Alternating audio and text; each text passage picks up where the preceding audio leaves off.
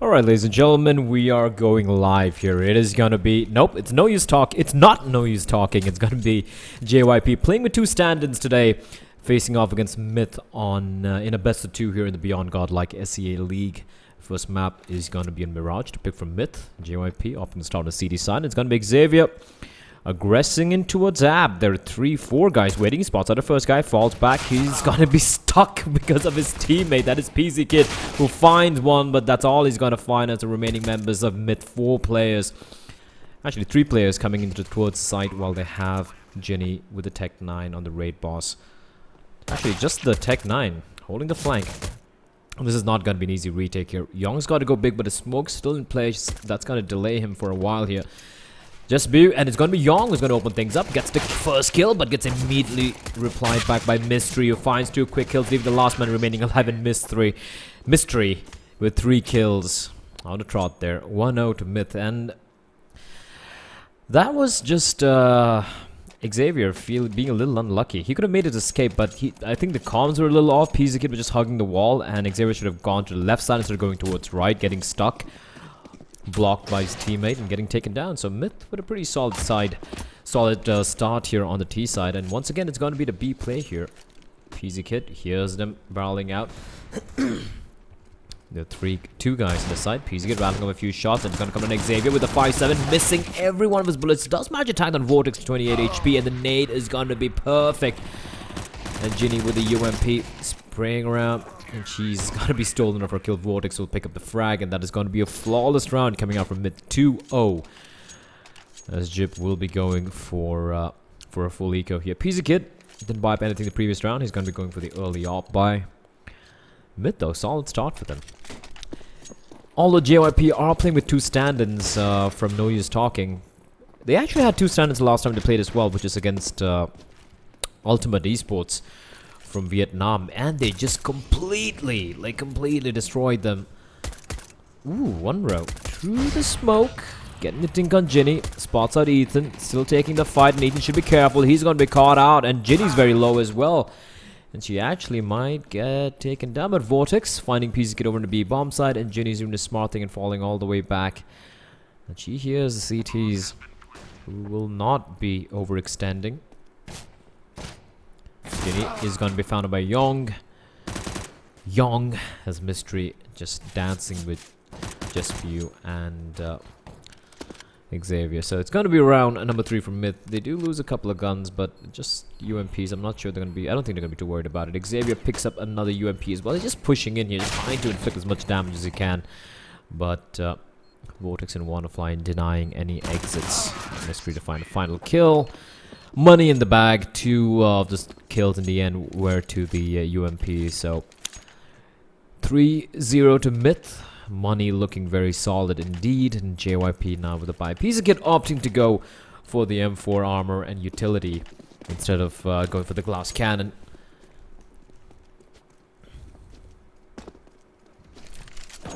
Now look at his aggression. Look at this aggression. But Vortex gonna walk straight in and just trades.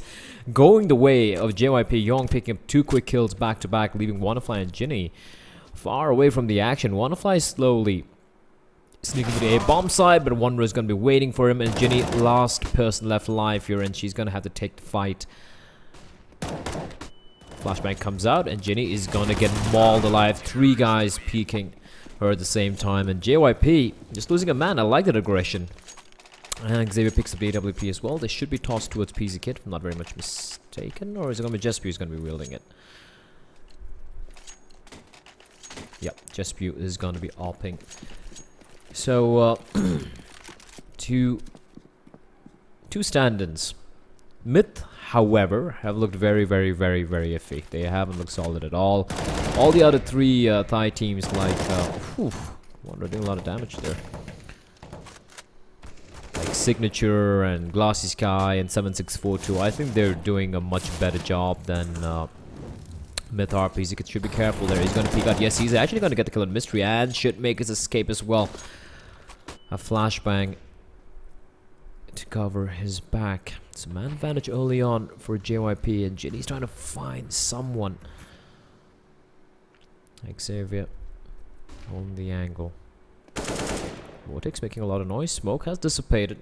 And Vortex is wary that One Row might be just playing in the corner, but a Molotov's not going to affect One Row, and he can actually peek out and catch Vortex off guard. Actually, he's going to peek out, finds Ethan. One Row knows where one guy is. Unfortunately for him, JYP with the AWP. I don't think he knows where Vortex is. He managed to make his way towards connector when the smoke was still in place, but it's going to be a B play coming out. The bomb is making its way there. Just Xavier is playing. Tossing out a couple of flashes.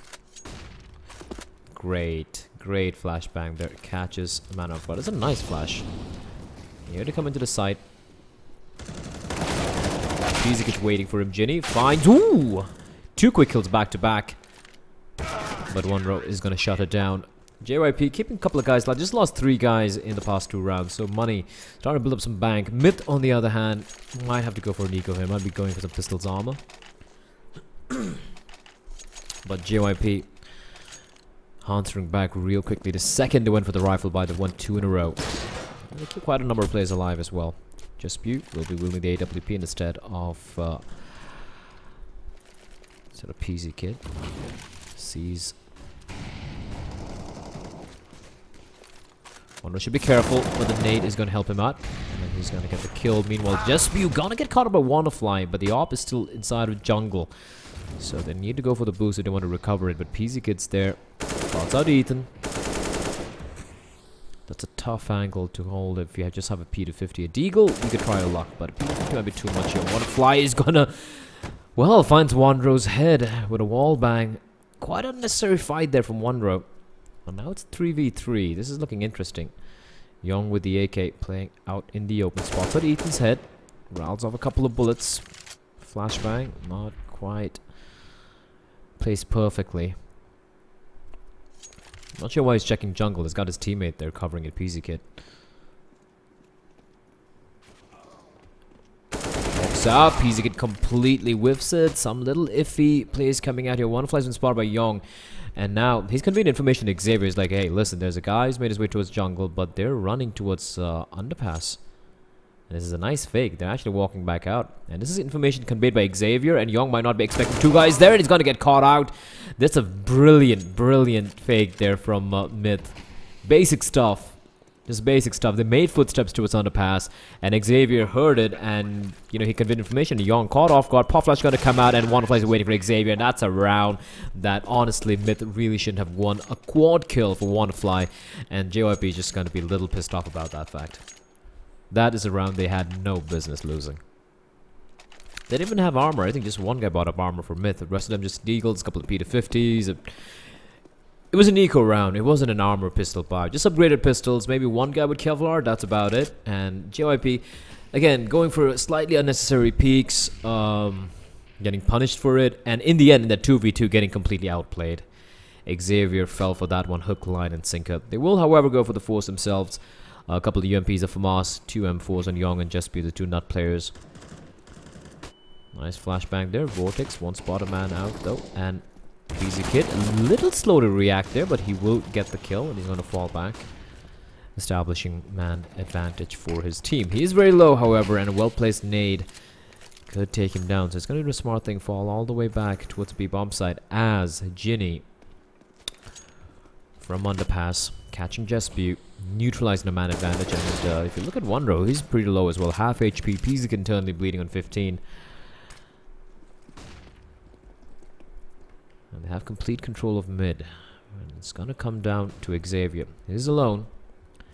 He doesn't have any backup. One Row's going to be pushed out here. And it's going to be Ethan and Ginny finding 2 quick kills over at mid and A. And Ethan, Xavier jumps straight into his crosshair. And Young, who's actually gone for a merry stroll towards T-slope, but he's caught out here. Completely out of position. And MiTH will make it to round number 5. A solid start from MiTH. And actually, JYP were catching up. They won 2 rifle rounds back to back, but then losing that to that eco, and now losing this by MiTH just picking them apart one by one by one. It was a 5v4, and 4 players at JYP just fall without MiTH losing any more players. So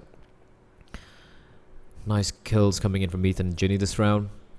And just 1 man lost. They might not really going for the hunt. They're looking to build up a little bit of economy here. And the money, yeah. They could easily build up some cash here. Although, Ginny and Wonderfly, they're just looking for... trying to entrap Young, but he will be able to hold on to his gun unless Ginny lands a nasty headshot. Ginny's gonna walk around. Oh, and she gets the kill. Young will not be able to save his gun, and just like that, the money is pretty much non-existent for JYP. Second round loss bonus kicking in, but and Xavier's having a very off game here today.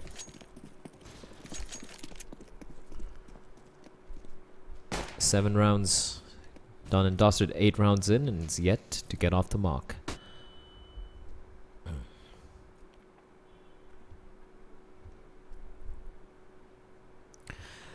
MiTH aren't really trying anything special. They're just holding angles, just waiting for aggression coming out from the CTs.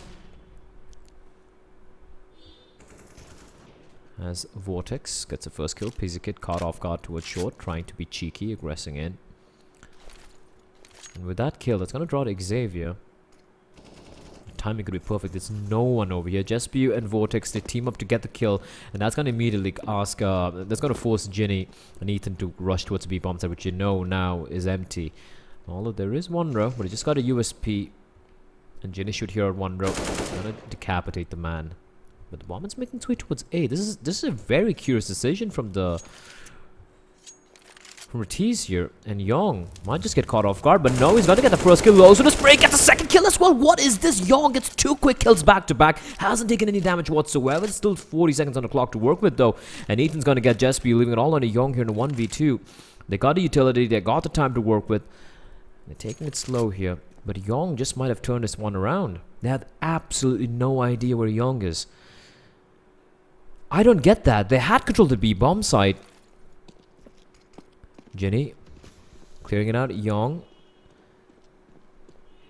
Oh, they have no idea where Young is. He could catch Ginny off guard. Gets another one now. It's all down to last man, and Ethan's gonna catch Young out in the open. But Young bringing it down to 1v1. I'm not sure why he went for that fight there. He had no armor, and you can see the second the bullet landed from Ethan onto Young, his aim just went, you know, it was just thrown askew. But very curious decision from MiTH to send a C4 towards A. They had complete control of the B-bomb side, and they could just got it from B apps. I'm just so surprised because they knew there was an AK dropped over in A as well, which I mean, it was dropped at mid, but yeah, just such a strange decision from MiTH to go towards A bomb side unless I missed out on something. But they will survive that scare. They will go for the peak. Vortex gonna find one rose head. And again, Young on a fact-finding mission. Push up towards A slope. He's not finding anyone. And he's getting a lot of information. However, the JYP are they gonna react to this is the question. GSB goes for the spray, just finds one. Young just turns around. Oh no! What are the odds? Mystery! Like, he's gonna be like, oh, okay, alright, thank you.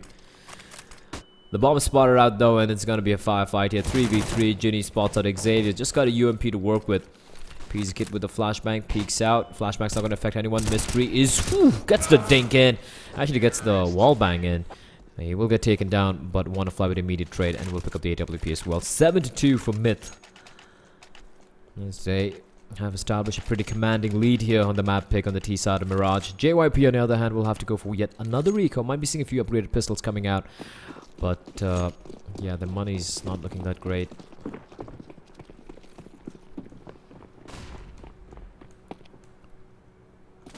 It's going to be max loss bonus kicking in the next round for JYP. And, yeah, they are playing with 2 stand-ins, so that's there. I mean, you can't be too harsh. But one row with a deagle finds one, looking for more. Xavier misses his shot. He's going to pre-fire around the corner, but there's another guy waiting for him. It's going to be Ginny. She's going to take him down. And one row with a deagle's got to go big here. Wonderfly, is he going to walk out? Yes, he is. One row misses the shot. He's still going to take the fight. Ginny's waiting for him. One row rattling off a couple of bullets. He's getting hunted down here, and he's going to be caught in a rock in a hard place. Young and Just with the P250s coming in, and look at the flank from Pizikid. He gets the kill. Young is gonna find Wonderfly. All of a sudden, the bomb side, there's no one there, and Nathan and Mystery, they're making a lot of noise. Flashbang's gonna come out of a Molotov on the bomb, but That's going to push them off it. PZ Kid caught her reloading. And this is looking a little messy here for both the teams. Mystery's going to get the kill onto Young. The double Molotov comes out. And that's just great work there. The 2 Mol is put to great use. PZ Kid's going to get the kill. Mystery needs to stay alive here. It's still a 1v2. And they still have time to stick to defuse. Mystery, what can he possibly do? He can't spot out the diffuser, but spots his arm. I think it was his butt. He gets the shot in. And that's the one run. That's the round 1. I'm sorry. And now JYP left in a 1v1. He's going to get taken out with an explosion. And JYP doing great work. I'm sorry, Mystery doing great work there, staying alive and winning the round for his team. But again, a couple of rounds coming down to the wire there for MiTH. No one saw the previous round. They had 2 guys survive, 1 guy survive. And because of that, the money, despite the fact that they've won quite 8 rounds here and 5 rounds in a row, it's still not that great. However, 8 rounds in the T-side of Mirage is still a great start for MiTH. JYP, they look pretty good with stand-ins in the last game as well. However, MiTH are a much superior opponent than Ultimate Esports. Or was it Sabertooth? I'm not quite sure I remember. Just take a look here at HLTV. Yeah, it was against Ultimates. Ultimates got destroyed. Young, in the meantime, finds one, looking for more. Whew. 1 of 55 HP. Vortex on 1. Let's push into its CD spawn. There's a big gap there in the smoke as it's going to dissipate. And Jenny's going to be caught out there. They're both so very low. Both Jenny and Vortex internally bleeding. One row's going to get the wall bang in. And Jenny, she's going to still get the kill on the 1 row though, but gets immediately taken out, leaving it all down to Wannafly, who is going to fall. And that is going to be round number 3 for JYP. They could keep 3 guys alive, but honestly, they need to get way more. They need to try and close this half out 7 to 8. Or at least get 6 rounds, because 8 rounds is a lot for MiTH to work with. And they have money. All the Vortex and Mystery are kind of low. 9k on Ginny, she's going to be able to drop pretty comfortably for the rest of her teammates. All the Mystery just might have to go for some UMP or Tech 9 armor. Oh no, there is a Galil, and he will go for the Galil buy.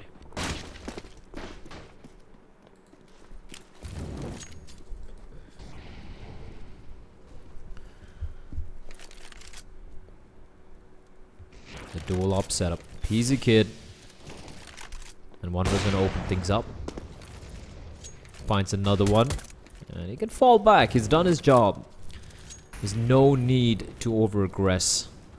And he's doing the smart thing. 1 row. 2 kills. Falls back all the way to the side. And you can see immediately the CTs are falling back in position.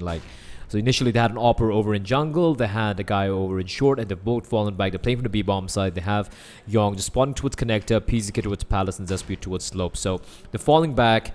They've had the 2-man advantages. No need to relinquish anything here. Young might just spot out Jenny there. Smoke's gonna come in a little too deep though, and Young spots out Mystery. He should be careful. Jenny's gonna try and hunt him down, but he's still gonna win the duel, leaving it down to Mystery and Ethan here. They've smoked off connector, but Young is pushed in, so he can actually peek out and get the kill. PZ Kid, will he be expecting Ethan to come up from above is the question. Should be careful here. He's gonna be... Oof, that was close. Mystery's gonna find Young, but JYP replies back real quickly, leaving it all down to Ethan in a 1v4, and Xavier will sneak in from behind, assassinates the man. So 4th round on board for JYP. Xavier having a rough game. He's just on 1 frag here. 3 assists and 9 frags. Sorry, 9 deaths. That's not that great.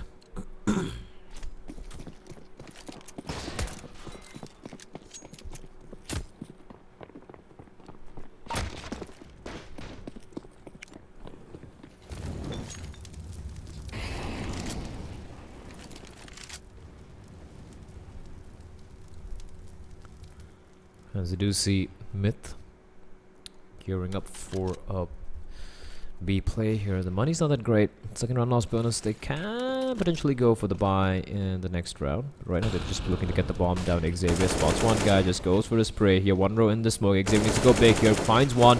Spots out a guy towards bench. It's gonna be Vortex. He's gonna fall. And Wanro picking up a frag on the Wonderfly, although he is very low indeed. The bomb is making its way towards the side, but Wanro with the USP waiting, lying in wait, looking all down to Ginny, who's got a Tech 9. Somehow managed to sneak her way through all these smokes, but they have a very good idea where she is, and she is not gonna find Wanro, who somehow survives on 15 HP. Round number 5 for JYP. They're stringing a few rounds together here. MiTH, they don't get the bomb done, and that means they won't have that little bit of extra money to go for the buy. But they're still gonna go for it. They're gonna force this up. A couple of AKs, perhaps, in the UMPs. 3 UMPs, 2 AKs. Decent sum of utility. And that's the thing with T-side, right? You can always, even if you don't have much money, you can always go for a decent half buy, a winnable half buy. And that's not usually the case for the CTs. Peasy kid. Put that up. The smoke's still in bloom. Gonna cover his vision. Wanro playing towards short. Peasy kid towards cons. And Wanro's going to be seeing a lot of action here. Flashback's going to come out. He's somehow going to survive. The flames are going to keep them at bay. Wonderfly, they're just going to come bursting in through the flames. Xavier finds one, but the trade comes in immediately. And all of a sudden, this B bomb site, there's no one there. It's just be coming out with the AWP. Peasy kid. He's got a Molotov. There's a man that's young coming in from apps as well, and Ethan's all the way top mid, looking to cut off a rotation from mid. But Peasy Kid's going to come out, spots 2 guys, misses a sitter there. And now JSB finds one. He knows it's another man. Information conveyed by his teammate, and it's going to be Young coming in from apps who gets a kill. JSB finds another one. It's all done on Ethan in a 1v2. He's got the UMP. The bomb is planned for him as well, but it's going to be taken down. A Molotov pushing him out from his position, and JSB with 3 huge kills in the retake. And that's going to be round number 6 with JYP. So 4 rounds on the trot for JYP, or JYP Gaming as they're correctly known. And they just need 1 more round to get to 7, which makes it a little bit more competitive here. Although it is MiTH's map pick. Next map's going to be Inferno, which is the Malaysians' choice. And they are the only team, as far as I know, in Asia who go for the Inferno perma pick. Peasy Kid missing a few pretty standard shots for him. 2 ops here, JSB spots out the barrel.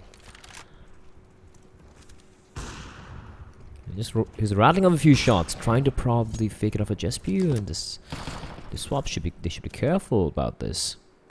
Great flashbang, Peasy Kid. He's going to peek off. Flashbang comes out and he's going to blind a lot of them. Peeks out, gets a kill, but Ethan's going to take him down. And here comes the A play. And Young is going to be feeling a lot of pressure. He gets 1 kill. He's looking for more. Spots out Ginny, but Ginny's going to get the kill. Now it's a 3v3 out of Ginny, and Vortex is so very low indeed. And to cross on over, there's still this guy to take on. It's going to be Xavier, who's going to be found out. There's Wanro sneaking his way in. All the members of MiTH are so very low. He's going to find 1. Needs to find 2 more. Ginny gets spotted out. JSB with a Molotov could flush her out. She's going to push in anyway, taking the fight. And oh, JSB misses the shot, but he knows she's very low, leaving it all down to Vortex here, who's being very sneaky indeed inside a connector in the smoke in a 1v2. They might not be expecting this. Wanro is very low indeed. And Vortex walking in through the smoke. He gets spotted out. No, does a lot of damage to JSB, but he's still going to land a shot and picks up a double kill as well. And they will win the final round here of the first half. 5 rounds in a row for JYP to make it to 7 rounds at halftime. But MiTH with the 1 round lead and 8 rounds on the T side is nothing to scoff at. So 8-7 as we go into the second half of map number 1 in this best of 2 battle between the 2 teams, between the Malaysian / Singaporean team, because they do have 2 stand-ins for no use talking, and of course Ginny and her merry men from Thailand.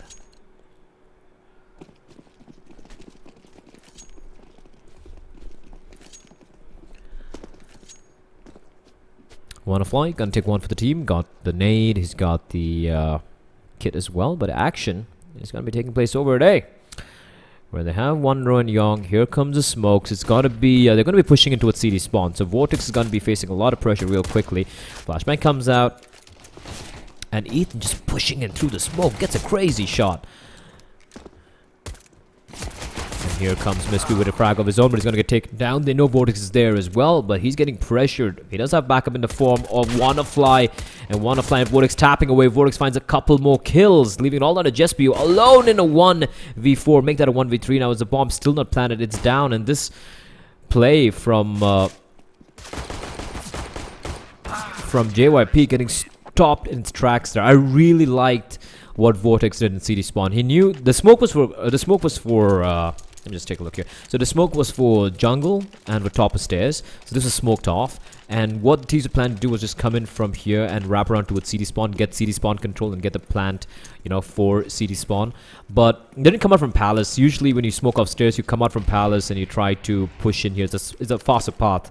And the CT guy falling all the way back towards CD spawn and taking the fight from here was such a smart thing to do. And pretty much foiling JYP's plan there. JYP in the meantime, they do find Mystery, although JSBU is very, very low indeed in 3 HP. It's a full eco. They didn't get the bomb down the previous round, so they're going to go for the double eco. Not going to force this one up, which I like, which I appreciate. Not something which you see that often in Asian CS. Peasy kid with a deagle. This guy and his deagle can be an absolute pain in the ass. Ginny should be careful. Well, it's not going to work out this time around. WannaFly peeks up from behind, gets the kill. Ginny's going to pick up Yong with a USP, and that's going to be pretty much almost a flawless round. Just Mystery, the only casualty for the round. 10-7 from MiTH, and we will be seeing the double eco coming out from JYP.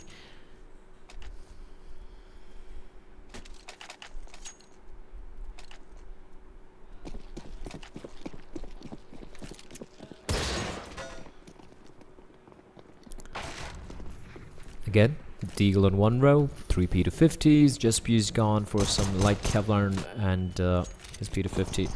And here comes the play towards the A-bomb side. Ethan with the UMP getting the dink in. Ginny's going to find Yong. And Vortex just is going to prevent the plant. Yes, he is. That's all he needed to do. And now things not looking that great for one row or for JSBU. One row should be careful. JSBU's actually going to find Ginny, but he's going to get hunted down. One row finds Vortex in the meantime. JSB finds another one. All of a sudden, it's a 1v1. What? Okay. Bomb down.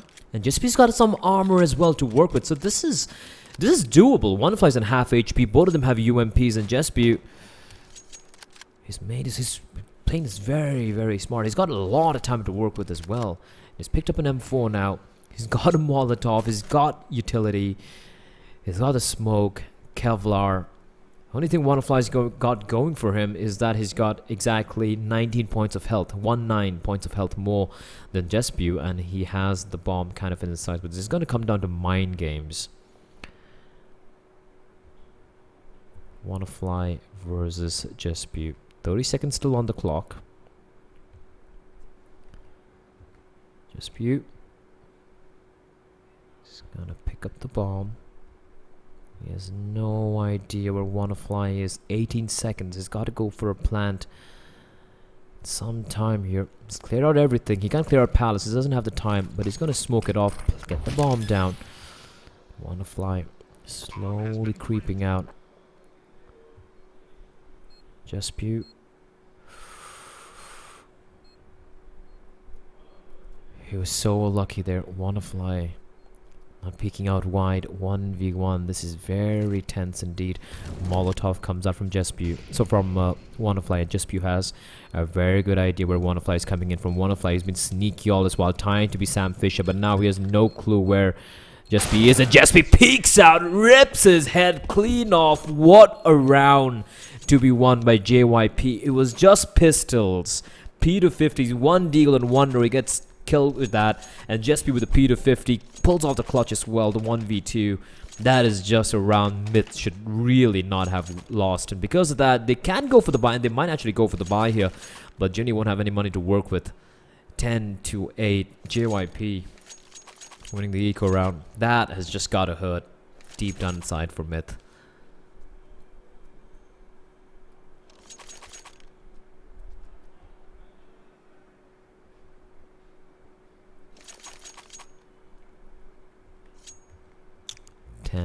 To 8. Still a pretty closely contested game here, and even though MiTH have the lead, It's CT side. You need to build up economy. Like, even if they win 1 or 2 rounds, if they keep getting reset, it's going to be very hard for them to, get to the magic number of 16 or even 15 just to ensure overtime at the very least. And MiTH are actually going to go for the, go for the smart route, in my opinion, going for just for the pistols and armor. They want to equalize out the money. They could have gone for the buy, but Ginny wouldn't have had any cash, and wouldn't have had a rifle to work with. And even with the rest of her teammates, they would have had to make do with M4's armor, probably no even head armor, and a very sparse utility. So going for the smart play here. The Deagles on Wannafly and Ginny. And both the Deagles looking towards B with just B. With that M4 he picked up the previous round. The hero for JYP.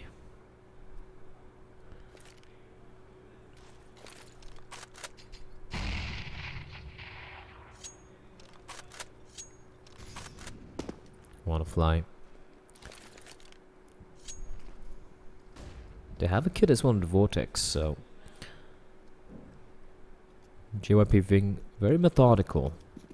Hopefully they don't take too long here. A lot of noise over mid, and one was gonna be walking in. The bomb making its way over from B apps. One spots out Ethan.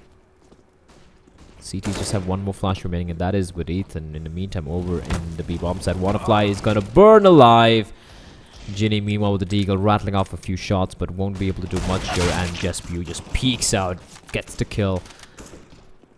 And Young and Jespew, two young standard. Jespew with the spray transfer finds 3 kills, looking for more, runs out of bullets, and Vortex is trying to take the fight and is actually going to get a kill with PZ Kid with the final frag.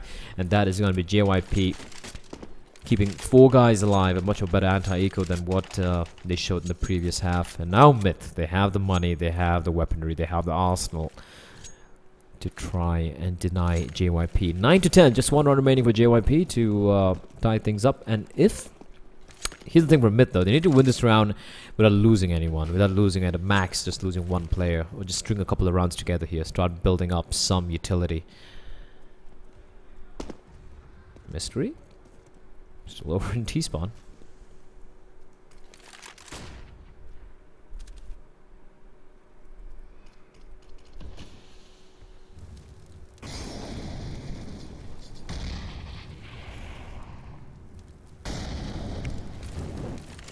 Counter Molotovs coming out from the CTs, and they're actually doing some pretty good work just trying to draw the utility from the CTs. They just have 3 flashbangs remaining. They don't even have a kit, despite the fact that they kind of went for a double eco. Easy kid, meanwhile, making some noise. Over in connector, Vortex completely blinded. They're going to be playing for retake here. The wall of smoke's in place. Young's going to push in, and he's going to turn around. Won't be able to get the kill onto Ethan. I'm not very confident about that play. PZ Kid's playing the late game. He's playing the late game. The bomb is planted for him. They have Jespew as well. And JD's going to walk out. And PZ Kid, is he going to get taken down? Yes, he is indeed. Jespew needs to go big. He's going to fall as well. How is this falling apart here for the CTs? Wanderer's going to peek out, finds one. Not able to get a second kill, but it's all down to Xavier here, the Clutch Meister. He finds one. Wannafly's peeking out wide. He's going to get taken down as well. Xavier in a 1v1 mystery with the AWP. And Xavier, there's no time remaining. Mystery's just got to make his escape, and Xavier is saved the round for his team, coming down to a 1v1. But that's so important because MiTH, they again have no money. It's the third round loss bonus kicking in. They have no cash to work with. Mystery has an op saved. The JYP, they tied things up. And this is not gonna be... It's not gonna be easy.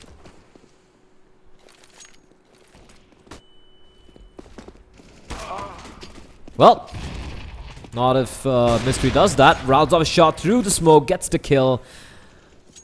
As Wannafly will get traded though, although he did manage to get a frag. So 3v4, man advantage established very early on indeed. And Young is making a lot of noise here. He should be careful.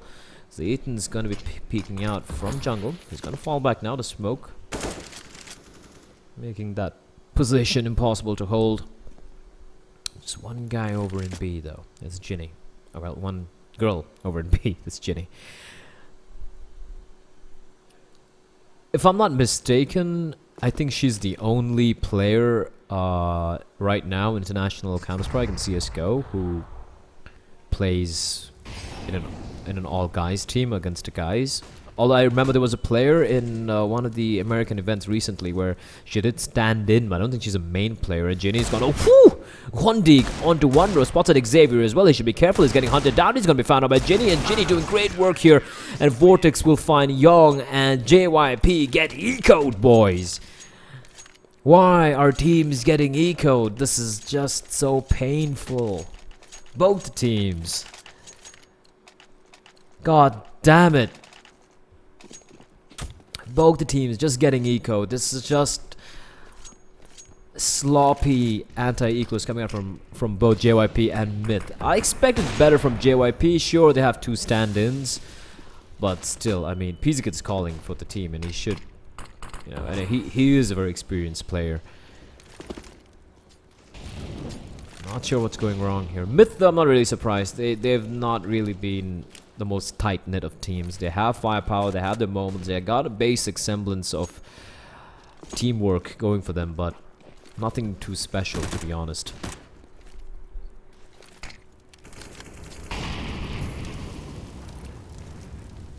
Young has shown his hand. Jenny's trying to be sneaky through the smoke, but the smoke, it's too much to spot out as Ethan's gonna get traded. He does get the kill, and A bomb site is all on Vortex.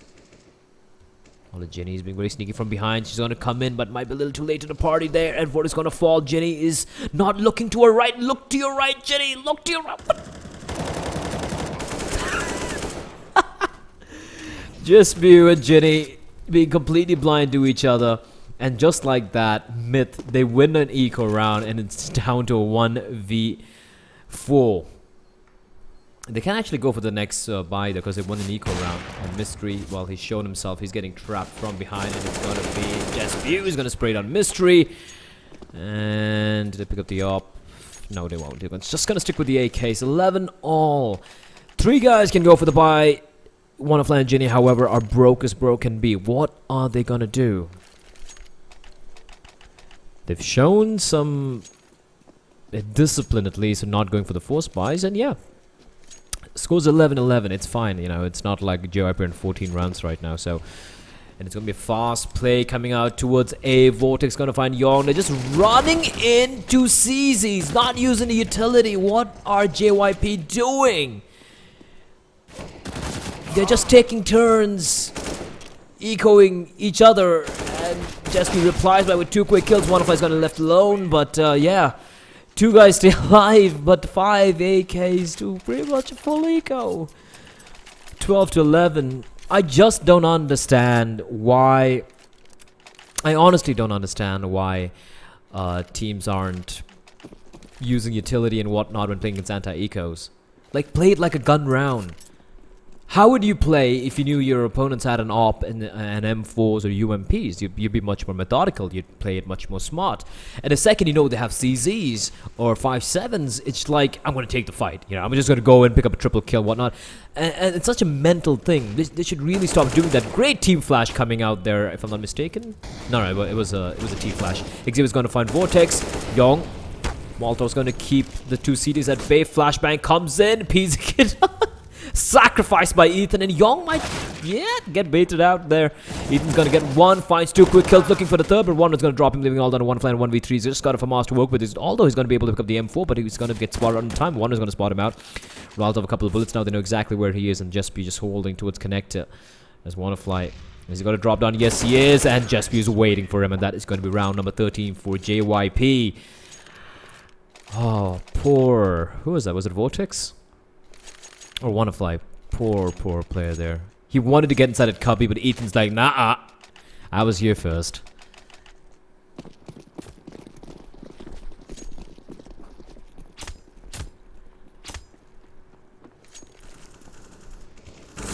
And Young finding Mystery. And that's an eco round. Xavier catching Wanna-Fly, so. Smokes on the bloom. Ethan spots out Xavier, gets the kill on Ethan. The second the smoke lands. I thought it was a smoke there, but it's all on Ethan here. And Vortex, I really doubt they're gonna do much with his P250s. No armor, nothing to work with. Nathan's still gonna walk out. Here's a man going to the side. He can actually find PC Kid if he runs in. No, he won't. One was going to get Ethan through PC Kid. It's all on the Vortex. But JYP are now on 14 rounds to MiTH's 11. And MiTH, they've gone for the eco. It's going to be 4th round loss bonus kicking in, which is $2,900. So that means they will have ample money to go for a buy. However, what they do with the buy is the question. So far, they've played, if you'll pardon the expression, they've played like pussies on the city side. They haven't aggressed in anywhere. They haven't got any map control. They haven't aggressed mid. They haven't gone underpass. You know, some map aggression would be really useful. Vortex. Oh, if only he had a kit. So outside the young way, he's just waiting for him. And that is going to be round number 14 for JYP. MiTH now with the buy. What are they going to do with this? They need to start taking some map control back. They need to start, you know, going for some mid-round aggression or something. Instead, they're going to go with the dual op setup, which, while viable, they need to make plays with the op. Ginny or Mystery, they've got to go for plays. Just not just holding towards jungle or holding towards the, you know, CD spawn. They need to start trying to get some picks with these ops before they get smoked off. Because if they get smoked off, if the bomb gets planted, it's gonna be a miserable retake. Ethan and Vortex. Young is out. Ethan's got himself a great angle. He's got a Mystery. He's gonna find Young, and here they come walking into the ops without any smokes whatsoever. I just don't understand. I don't understand why JYP are going for this place. They should have known there'd probably be an op at the very least. One op at the very least. And where do you usually keep an op on the A side? I mean, in Mirage CD side, you usually keep it towards CD spawn, or you keep it towards jungle. Either way, you would like to have, you know, some smokes to minimize the impact from the AWPs. Instead, JYP, they just get slaughtered. They just walk into that firing squad. Just makes no sense sometimes to me. Young with a great spawn. Finds Mystery. Oh boy, are they gonna get reset here is the question. Is he gonna get caught off guard? Aggression coming in from Wannafly. That's gonna immediately force JYP to rethink their decision. Jitty. A second too late there. And the CT's making the way towards Whorehouse. Or, pardon my language, ladder room as is more commonly known in more reserved circles. And you can see the way MiTH are playing here. Ginny way to back. Wonderful playing to the back of B short. Ethan from CD spawn. Vortex playing for Tollwood. They have no map control here. Zero map control. They have no information as to where this play is going to be coming from. And the play is going to be coming from towards B. And Ginny's actually falling back. There's no one at A. That's all, apart from Vortex. And they could actually walk into this trap. Wonderfly's going to get the kill. And he spotted out the C4, and Ginny, her attention immediately diverted with the bomb. But because the bomb's been spotted out, the rotation's coming in. But Young with the AWP cutting off. And Ginny is going to get decapitated, leaving all on the Vortex now in a 1v2. He's going to be smoked up, but he gets the shot through the smoke on the JSBU. But the bomb is dropped all the way over short, and Vortex has no idea where Young is. Young with the AWP, and he's going to get taken down. Vortex with the hero plays the 1v2 as MiTH stay alive. They desperately needed to win that round, and they managed to do so. JYP, no bomb planted. However, they do still have some money in the bank. And JSBU, he's got a 30 bomb already in 27 rounds.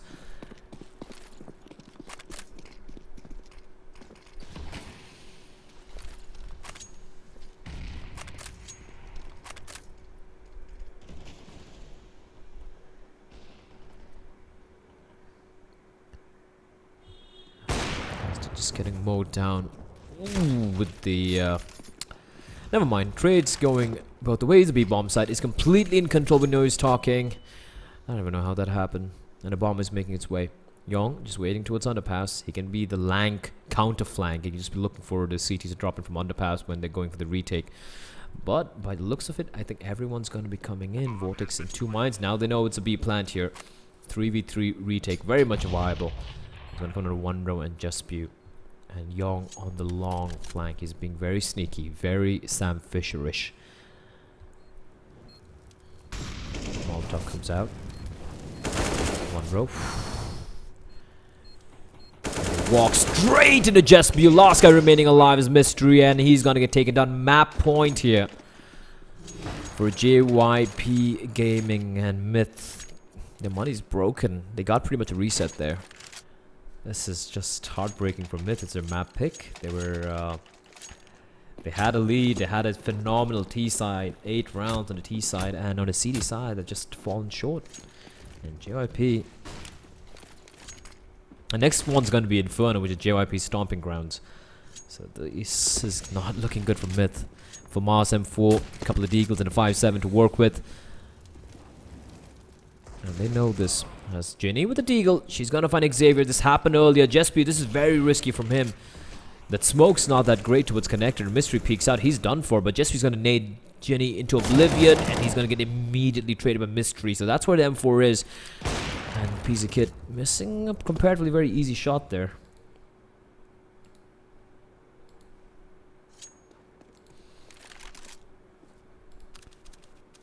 And he's doing the smart thing, falling back. Man advantage with MiTH right now. Ooh! And Pizza Kid is very sloppy today. He's missing some sitters. And it's all going to come to Young and 1-row. Question is, can they close this one out?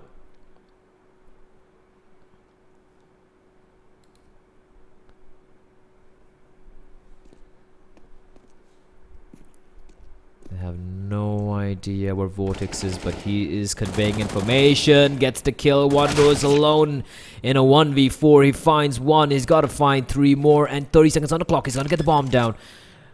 Goes for the fake plant. That actually might have cost him the plant, because now the rotation is coming in. He's still got some time to work with, though. And now is he going to stick it? Yes, he is indeed. And Mystery's going to peek out wide, walk straight into his crosshair. He's getting hunted down. 1-row. 3 bullets. Whew. He's got to go for the plant now. Takes out a block, and WannaFly is going to rip his head off. He's going to be 15 to 14. Doesn't even get the bomb down. And MiTH. Oh, this is a great chance for them to take this to overtime. But JYP's broke as well.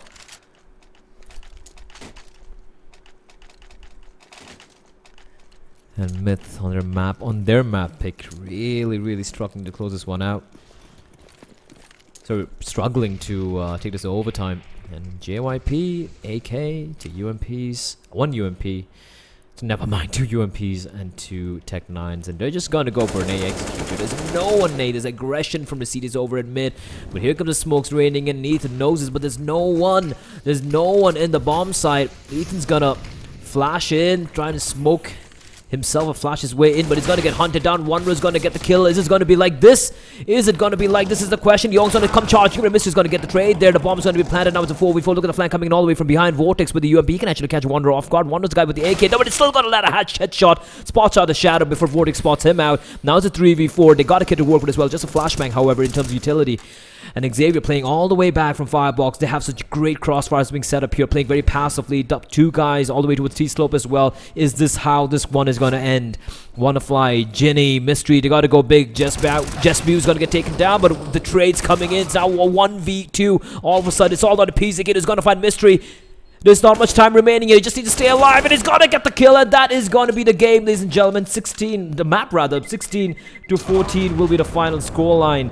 And JYP, this has just been the battle of force buys and how definitely not to play anti-eco rounds. Just some crazy stuff coming out from both the teams. But JYP will take map number 1, which heartbreakingly for MiTH was their map pick. Map 2 is going to be Inferno, and it's going to be coming up after a very quick break. Don't go anywhere.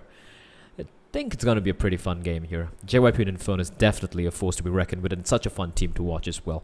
They do have 2 stand-ins, and JYP, 35 frags in 30 rounds. That's some pretty impressive stuff coming out from the young lad. The stand-in for JYP, one of the main players of No Use Talking, the Singaporean team.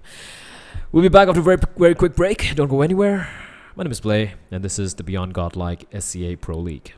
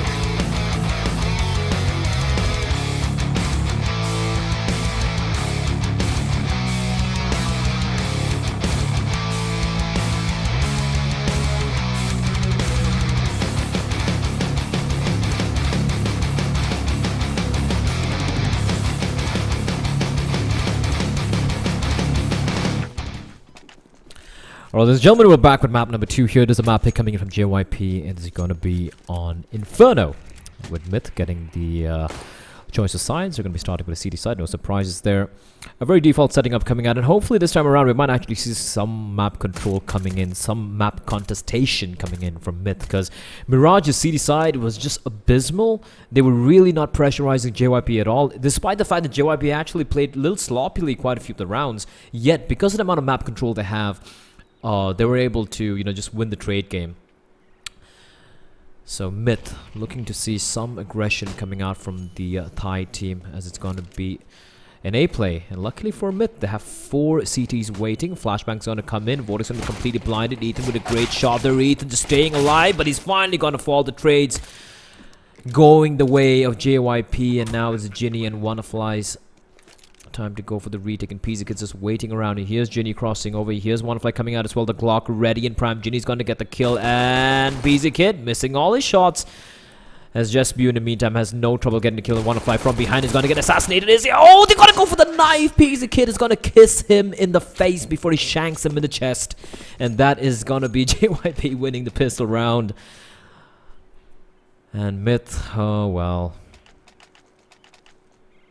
Life sucks if you're a MiTH player.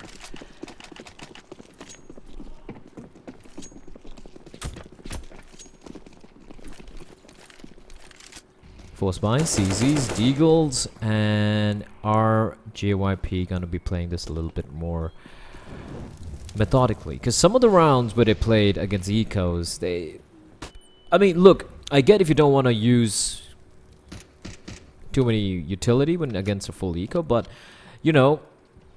in certain maps like Mirage with this like way open angles and ranges, you want to be a little bit more careful. Just one smoke can make life miserable for the CTs.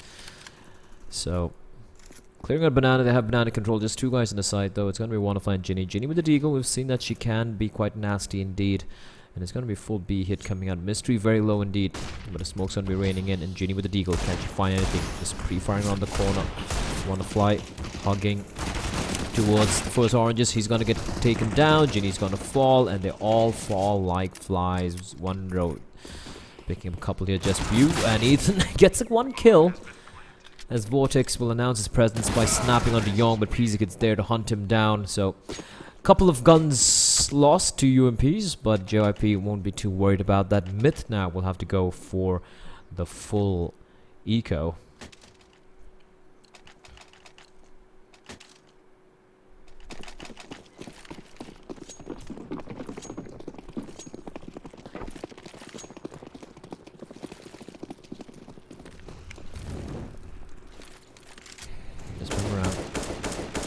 Have Young on the Mag 10. He's going to be going on a fact-finding mission, leading the charge.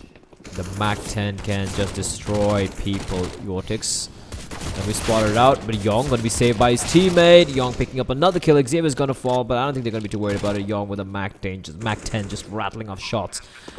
And he's very low indeed, but against unarmored opponents, this Mag 10 can just cut through them like a scalpel through a bloated corpse. Young getting a little tagged down by his teammates, a little too trigger happy. Jenny and Wannafly just going to be looking for exits, as Young running back to the side, picking up the UMP.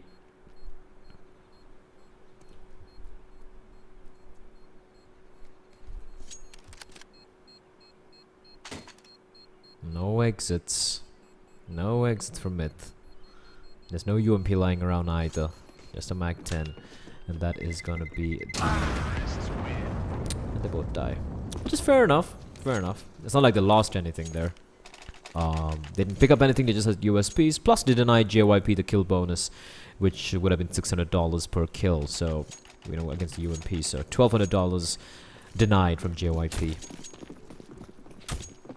I actually like that. I actually like that meta. So them dying there, it made no difference whatsoever. They went in and they died, but they ensured that JYP probably could peek out from banana and get a kill, which is a very smart thing to do. Ginny in the meantime will reply back with a frag, but trades are just going left, right, center, but she's gonna get the kill on Xavier. Survives on 2 HP, but there's just one guy in the A bomb side. It's gonna come down to Ethan here. Man advantage with MiTH, however.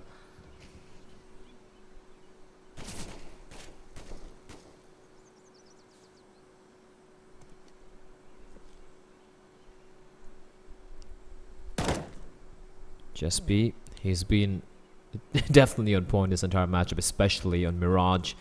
35 frags for him. Pizza Kid's kind of low on health here. JYP leading the way. Whew, the timing just absolutely pristine. There's still a guy in the pit though. It's gonna be Ethan. He just needs to stay alive here. Waiting for backup arrive from Ginny, but he gets taken down to 8 HP. This is looking very rough indeed. Pizza Kid has got the bomb. Is he going to go for the kill? They're trying to hunt him down together because they don't want to get the bomb down while he's still there. And Pizza Kid playing it very safe, hunting down Ethan. And it's all down on Ginny. 2 HP.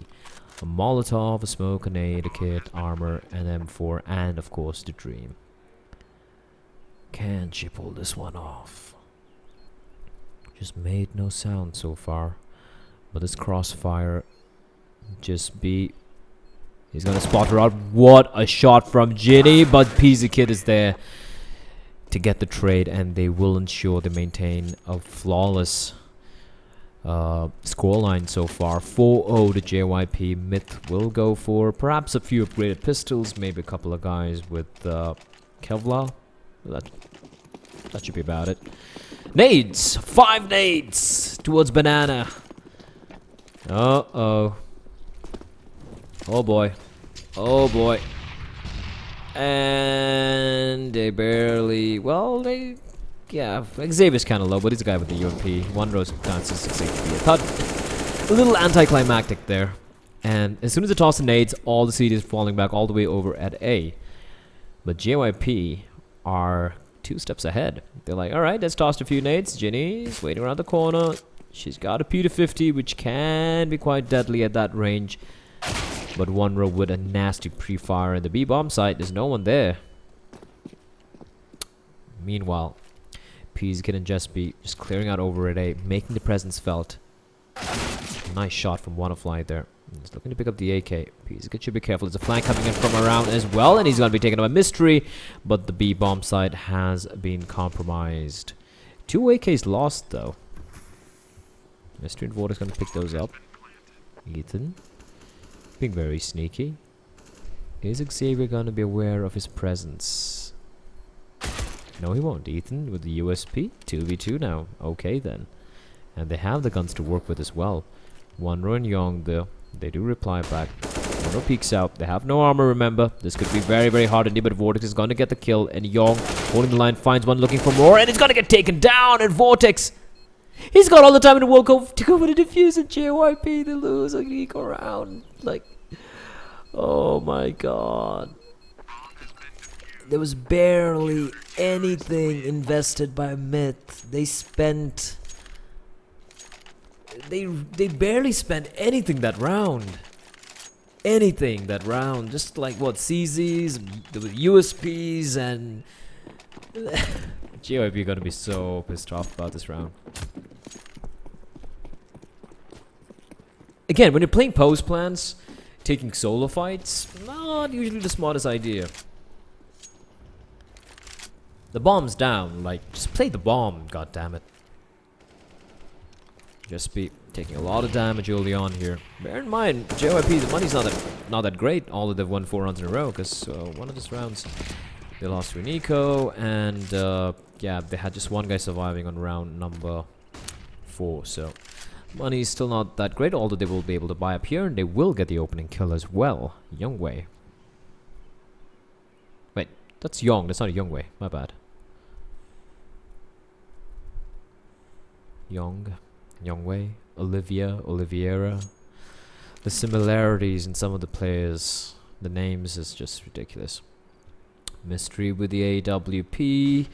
Might be looking the wrong way, and he's blinded in the pit, but he's managed to sneak his way through. Completely misses the no-scope. Round's done. Round's over. Ginny and Wannafly just gonna hold on to their to whatever they have here. And JYP, look at this. They're already on the hunt. They're like, you know what? This could destroy your money. This could be pretty much a full round reset, because There's only one guy who survived in MiTH, the eco round they won. And they're slowly hunting them. JYP gets spotted out. He does a bit of damage onto WonderFly, but here comes the rest of the T's charging in. WonderFly is being kept at bay here.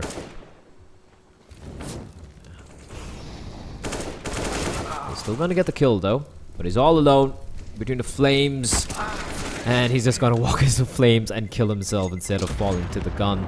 5-1 as we have a pause getting called, and the money is wrecked for MiTH. Mystery on 5k. Everyone else on an average of about $1,900 or about $2,000. That's all they have to work with. This is just not that great here. This is of course JYP's map pick. They are a formidable force indeed on Inferno.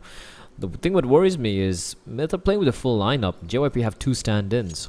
Although, just BU as a stand-in dropped 35 kills on map number 1, so it's not like the stand-ins are not doing anything. They're really performing at a pretty high individual level at the very least.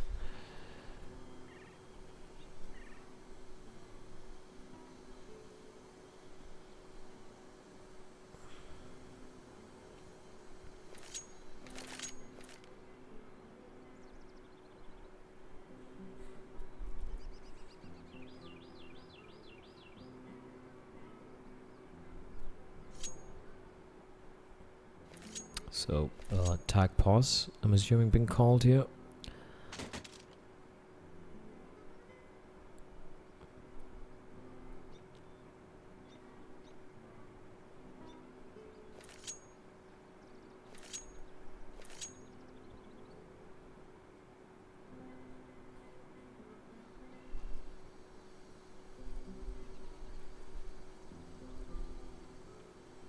Not sure what's really happening.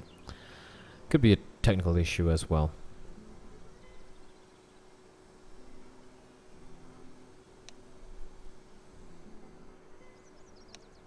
There we go. So unpause comes in. We might be seeing a few pistols being dropped here. Mystery might drop a couple of P250s, maybe Deagle.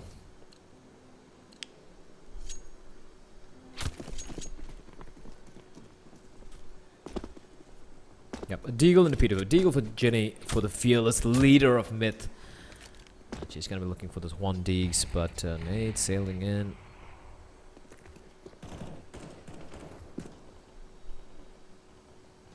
Spots at 1 row, but Maldo's gonna push her back, and that means WonderFly is gonna be isolated.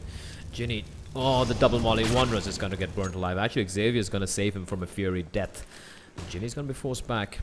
Great usage utility from JYP. They didn't have to show themselves. They just got control of Banana just by making sure they used their flashbangs right. You can see rotation coming out from the remaining CDs, but P250, USB, and the Deagle and Ginny. Although we've seen JYP being a little susceptible to the pistols, so Xavier leading the way. Xavier's like the jack, or rather the master of all the trades. This guy can do everything. Entry, oh, look at the execute. Ginny getting forced out from the back side with the Molotov and Vortex. USP train on 1 row, taps away. Won't get the planter.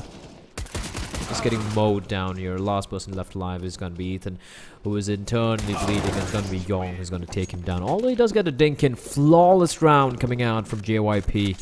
6-1 MiTH. Well, their money was so broke they might have to go for a double eco.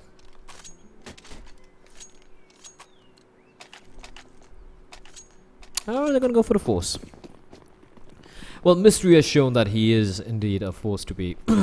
He's a force of nature when it comes to the AWP, but he needs to go for plays here. Smoke's gotta cover his vision. Rounds off a shot. Now they know where their knob is. Vortex and Ethan with the FAMAS and the UMP. Not the best weaponries to work with. Look at the utility. 1 minute and 35 seconds on the clock, and they have 2 smokes and 2 flashbangs to work with. And a kit as well on the Ethan, who's actually taken 1 for the team. Smoke's gonna come out, his back's gonna be turned, and he's gonna get taken down. Vortex with a quick trade, but he's gonna fall immediately. Ginny now trying to be sneaky, peering out from the smoke, and he's actually gonna catch 1 row off guard, but that's gonna announce just due to her presence. And Mystery with the op. Peeks out, goes for the flick shot, completely whiffs it, and it's all on WonderFly. 1v3, this force buy just not working out at all. He hears a flash being popped through the smoke, but he won't spot anyone. Young just tossing in a flashbang, not really committing. There's no need to go for anything special here. And JYP is gonna be caught in the corner, and he's gonna get taken out by WannaFly, but WannaFly is gonna be traded immediately by Young. Round number 7 for JYP, and MiTH, that force buy means they will have to go for yet another buy.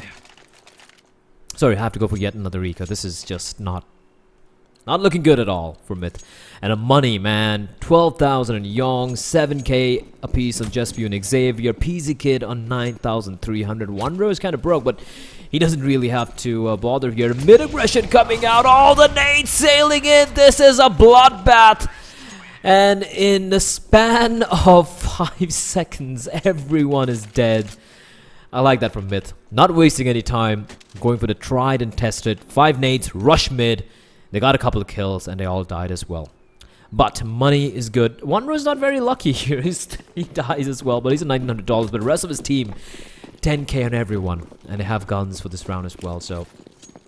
JYP with a huge start here. Flash is raiding in. WannaFly and Ginny taking so much damage. They're out in the open. Ginny with the M4 not able to find anything.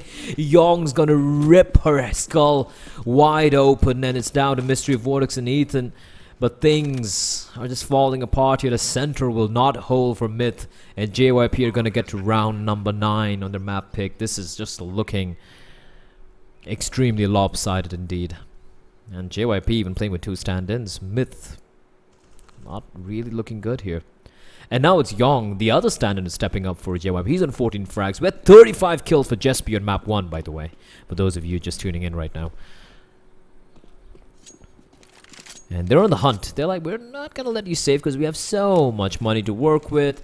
Vortex is going to be completely blinded. Xavier, however, is not going to peer far enough. Down the corner. PZ Kid spotted Mystery, immediately gets the kill. And Vortex is trying to stay alive. But Malta's going to force him out. Can he stay alive? He's burning, and he will, however, stay alive there. And they hold on to 2 guns. That means they can go for the force here if they do want to. Because Ethan and Vortex can drop a couple of rifles. Yep, there we go. Force comes out. 4 M4s and a UMP. Mystery's going to buy up for himself.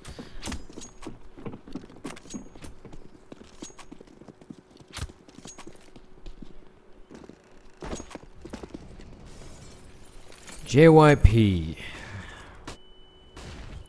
showing why they picked this map. 2 stand-ins, doesn't matter. PZ Kid is just a Napoleon. He's just a Napoleon on this map. Whatever you want to call him. Alexander the Great, Napoleon, Genghis Khan, George Patton, whatever you want to call him. He's just a masterful commander on this particular map, and even if he's playing with 2 stand-ins, he's able to utilize them so very well. Methodical, drilled approach from the tees. I'm a little surprised PZ didn't peek out wide there, because that angle from Mystery, the smoke, he should have known Mystery was very, very close by indeed.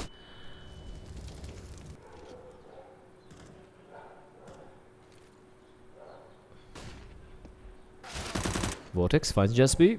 PZ Kid trying to go for the trade. Should be careful if 3 guys look in his direction, but PZ is going to get the kill on Mystery. And he peeked very safe indeed. As WannaFly boosts it up. Is he going to get checked? No, he's not. Lines both of them up. And all of a sudden it's on PZ Kid and Young. And will MiTH finally get a second round on board is a question here. There's still a guy over in construction. That is, of course, WannaFly, but the smoke is in place. And he's going to spray. Doesn't do much damage. Young will make his escape. He's going to hunt him down. In fact, WannaFly will someone make his escape. Young flashing his way through, and PZ Kid left alone in a 1v1 now. It's mind games here. PZ Kid versus WannaFly. WannaFly walking out, and he's going to catch him off guard. Yes, he will. PZ Kid's going to get his face punched in. WannaFly with a crucial 4k.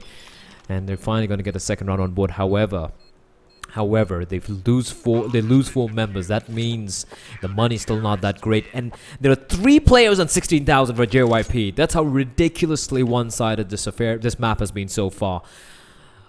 16,000 on 4 of them, on 3 of them. That is ridiculous. So for MiTH right now, don't get reset. Just don't get reset, because if they get reset right now, that's it. JYP can close this half out like 12-3 or 11-4 on the T side. Excuse me.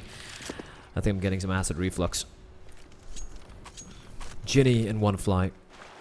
Again over in B. And this time around, JYP not really aggressing towards banana that quickly. Although, Xavier.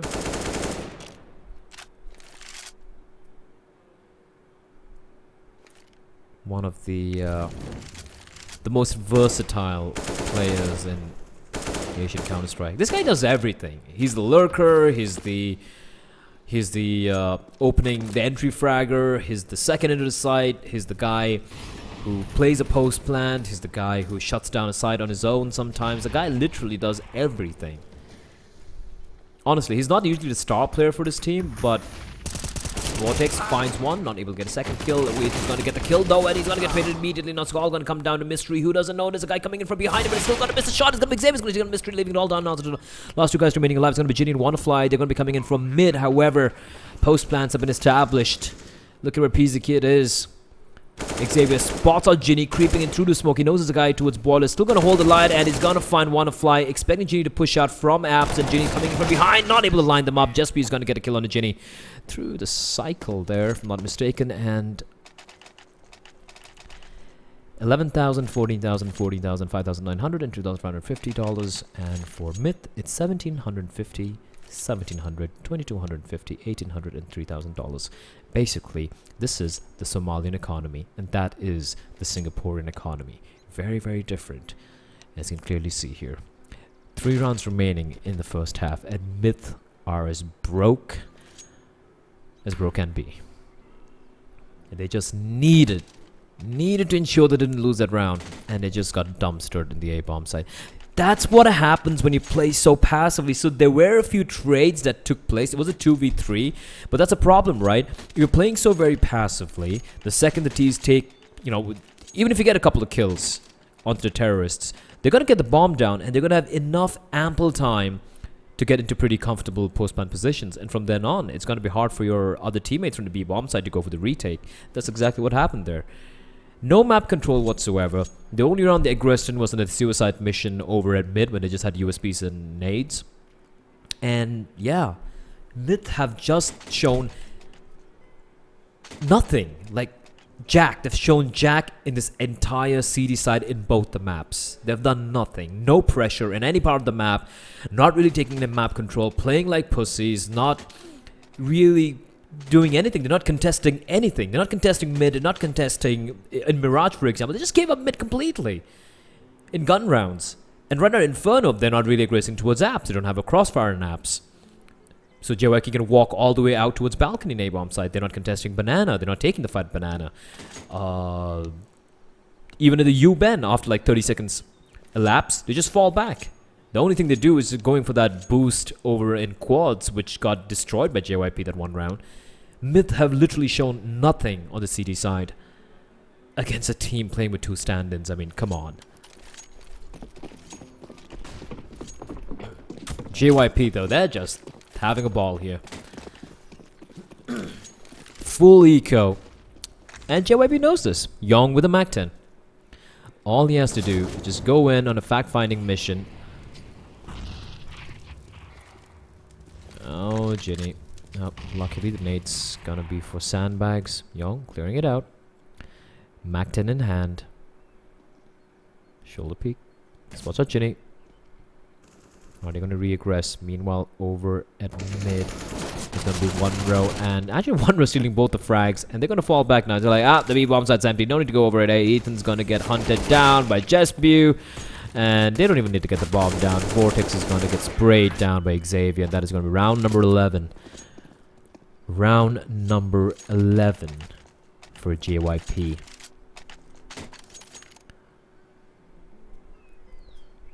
Honestly, I've seen better CD sides in DMG matchmaking.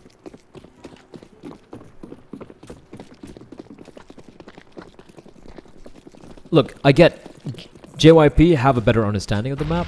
They are playing it much better than MiTH, which is completely fine. I wouldn't be complaining about it, but the fact that they're just not doing anything with map control or taking the fight, they're just waiting for JYP in the bomb sites. But what is that?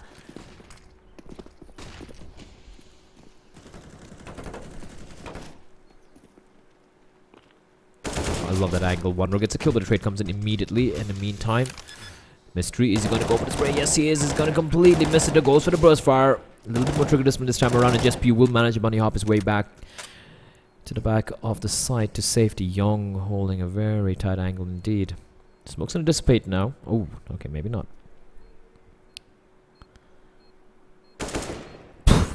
1-2. He's going to fall. Young's not going to miss those. 12-2, final round of the first half, and JYP, ladies and gentlemen, have taken a massive, massive dump all over MiTH in Thailand.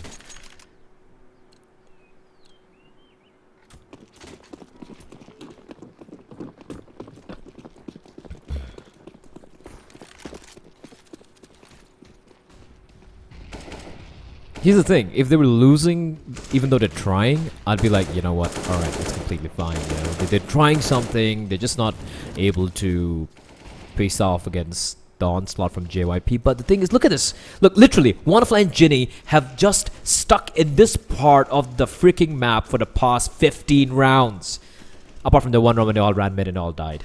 They literally have done nothing else, like smoke off bottom banana, you know. Toss in some flashes, some Molotov, smoke this off, get control, keep a guy there. They've just not done this at all. One was gonna walk in, straight in. Xavier on the hunt. Man advantage finally for MiTH.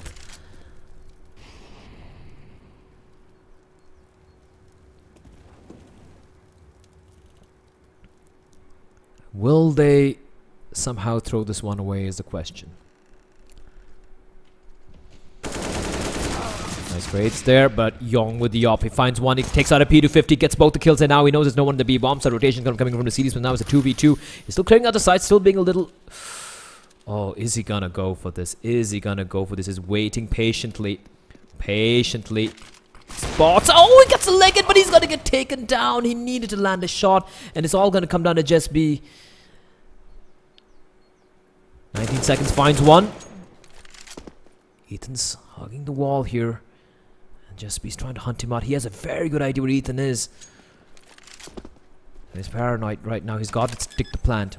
He's got to stick the plant. And Ethan's gonna come out and he's gonna lose the duel. JYP, ballsy play there. He knew he needed to get the kill or else he would have no time to go for the plant. 13-2 for JYP. My God. This felt almost dirty to watch. It's bullying at its finest. JYP probably need a seminar after this.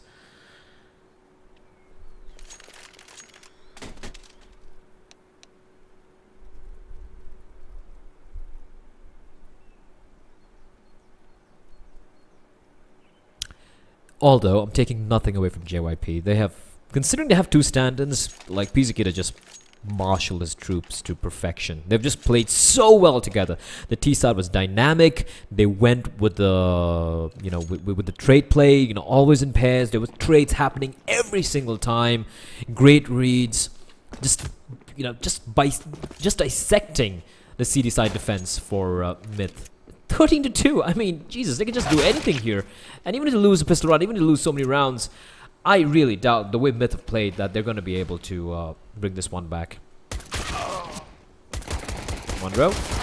Catches a kill, but Peasy Kid, like a bat out of hell, just charges out, gets two quick kills back to back.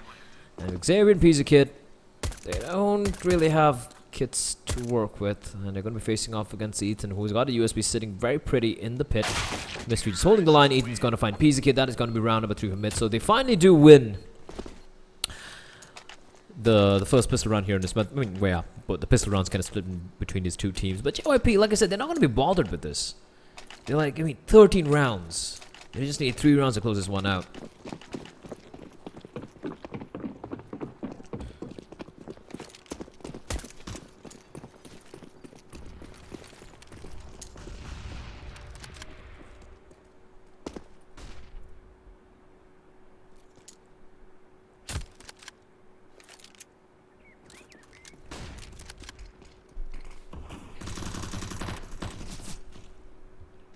Although MiTH Just need to take one round at a time. We've seen they have 0 CD side. Let's see if they have something on the T side. I mean, it is Asian Counter-Strike after all. There is no team that knows how to play CT. There's no team that knows how to play CT in Asia. That's a fact. Woo! One row. Okay then. Okay then.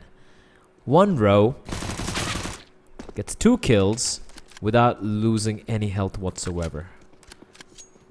And they're just gonna save these guns. It's gonna be an eco as it is, so no need to go for anything special. They got 2 UMPs. Hold on to the next round. You know, Wonder's got armor as well to work with. And JYP just gonna be playing the long con here. They have a lot of rounds to work with. Just pace it out. You have the weaponry. You can probably, you know, give MiTH some hope, some slight little hope there. There we go. Take a couple of rounds before we inevitably destroy your team.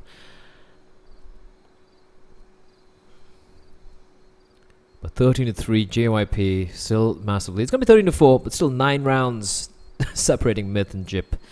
MiTH and JYP. One row, should be careful. They spot him out now, and he's out in the open. Are they gonna take the fight? They don't need to take the fight. Oh my god. One row just made bank in that round, and they're gonna force it up. They just made bank. I'm not a big fan of this force, but it kind of makes sense as well. If they win this force by, MiTH's money's broken. It's over. JYP are going to be in 15 rounds after that.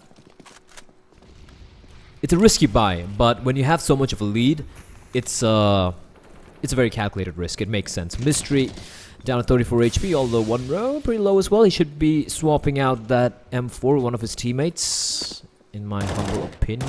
Going for the wall bang. Ethan should be a little careful there.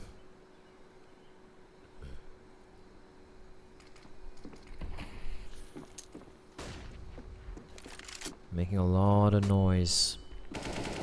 He hears them. And one row is very low though. And great entry from Wonderfly. He's gonna find wrong, but one row peeks out, finds one, but he's not expecting Mystery to wrap him around. Meanwhile, in the bomb side, it's gonna be JYP, finds one, looking for more. He can get Mystery, but he's gonna get taken down. But it's now a 2v3. Pizza Kid and Xavier just making haste towards the bomb side. This is a very doable retake. And this Ginny just goes big. Ginny can get this kill. Unless she's looking the wrong way, and she will turn around right in the nick of time, getting the frag. And Pieces get alone in a 1v3. He's got nothing to work with. And he's just gonna fall back here. He's gonna be looking for some exits by the looks of it. Nope. He's gonna be playing very safe, way at the back. And that gamble for JYP not quite working out. But it was a very understandable buy there, because I mean, for those of you a little newer to the game, the 2 guys survived and one row got 4 kills, 2 kills with SMG as well. That meant he already had armor, so he could have gone for an M4 buy. So he dropped the UMP over to one of his teammates, and the other guys force bought as well. And the reasoning behind that was MiTH had one person surviving. That means the money was still not great at all. So if JYP had managed to win that particular round, they could have destroyed MiTH's economy and they could have just closed the game out. So it was a very understandable forced buy. I mean, those forced buys make sense. The forced buys that don't make sense are the other forced buys that teams do. And you're allowed this luxury to go for these sort of forced buys, especially when you have so many rounds to work with. This is pretty much a full eco, though. All the PZK does have the FAMAS to work with. JYP is gonna get a kill. Oh no! Not like this! Not like this! God damn it, MiTH! God damn it, MiTH! What are you doing? Broke. 6k, 4k, alright, I can buy. But Jesus Christ, what are MiTH doing?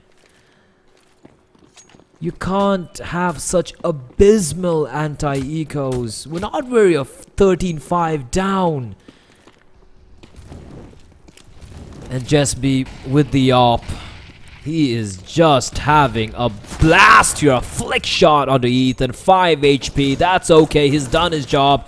Young is going to get a kill before he gets taken down. But 2v4 now. Although JYP is very low indeed. He should be playing this a little bit more passively, but he's got no Fs to give whatsoever. Pizzikin's gonna fly Ginny, and Wannafly is gonna fall. 15-5. They broke. 15-5. I think it's gonna be 16-5. JYP have just made quick work of MiTH on their map pick. Sure. Look, here's the thing. Some people might be like, "Hey, Blay, you're just being too much of an ass to MiTH." Well, here's the thing, because it's not their map pick, it's JYP's map pick. They're very good in this map. Yada yada, completely makes sense. Fine, fair enough. But the thing is, MiTH has shown nothing. They literally have nothing to show on this map. That is atrocious for a team. So are you saying they can just play 2 maps?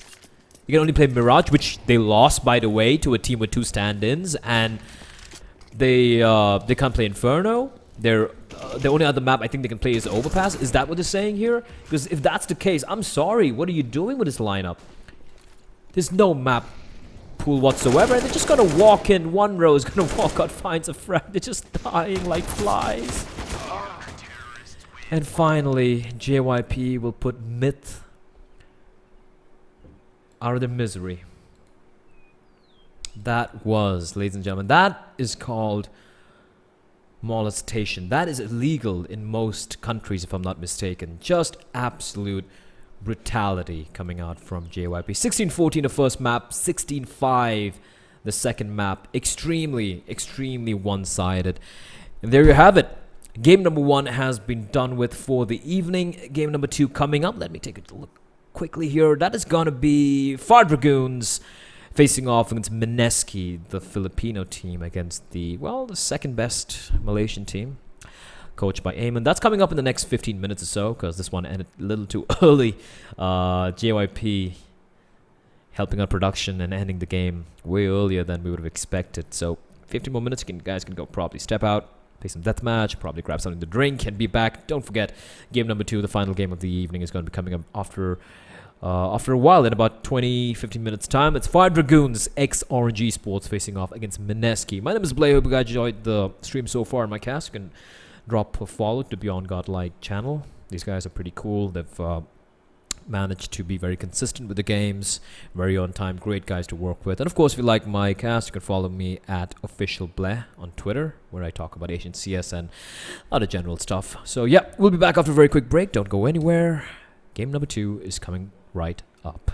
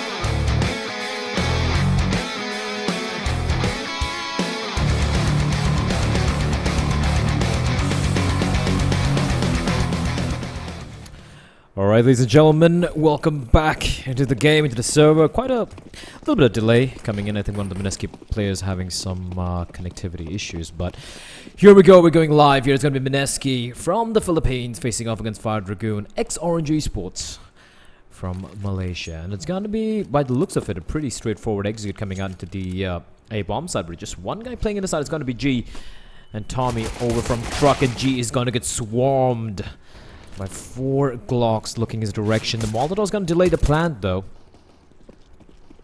as a retake is already in progress before the bomb's going to get planted. Retract trying to push in, prevent the plant from taking place, but the bomb is going to go down. And we do have a long flank coming in, but Henza is waiting for dubstep as Dispenser's going to dispense off enable, but the trade's going in the favor of the T's, leaving it all down. Now the retrack is trying to find the bomb, but the smoke is not on point and it's out in the open, tapping away. They're even going in for the knife, but Davai, he's going to pick up the quad kill there. Retrack unable to do anything. Just one frag coming in from MiTH, and it was Dispenser. We just managed to get one frag, but that's about it. Fire Dragoon with a very no-nonsense approach to the pistol round. Just a few smokes. Just a clean execute. 4 Glocks bursting out from Squeaky. Pretty much guaranteeing G was unable to pull off anything here. Aggression coming out towards mains. Pop flash going to come in, but Youngwei is going to avoid it. Rattles off a few bullets and is going to fall back. The bomb still all the way over at T-spawn. 4 UMPs and the AK on the Vi, who has the AK, and G almost finds Youngwei. Youngwei will win that particular duel. In the meantime, Tommy towards Locker. They have Retrack playing with the P250 towards default, and over in the B bomb side, Dispenser with the Deagle over in Heaven, dubstep over in Headshot. Let's see what they do here. Tommy trying to be sneaky, but Taz waiting for him to puncture his head. And Taz from behind, Retrack not able to time it quite right, leaving it all down to Dispenser. And the Deagle trying to rattle off a couple of shots here, hoping to get lucky, but the Molotov is going to force him back. And Hens is actually pushing in for the hunt. Dubstep and Dispenser looking for the exits. Dubstep finds one, but he's going to get taken down, and Youngwei will have no trouble picking up the final 2 kills. There's a 2-0 to Fire Dragoon, losing just 1 man in that anti-eco round. They're actually just losing 1 man in both the rounds, so that's pretty good for the money. The AK comes out for Taz. For MiTH, it's pretty much a full eco. All the Dispenser does have a CZ to work with, and P250 as well.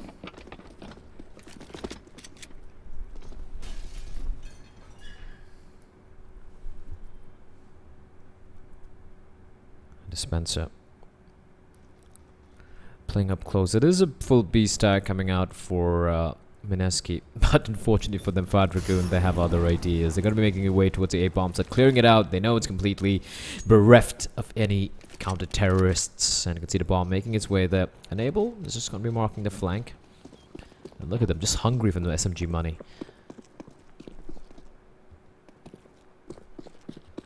Henza, Youngwei. Youngwei spots out a man. Dubstep taking a lot of damage. Smoke still in place here. Youngwei getting shot at. He's not sure where he's getting shot from. Tommy, the smoke's going to dissipate.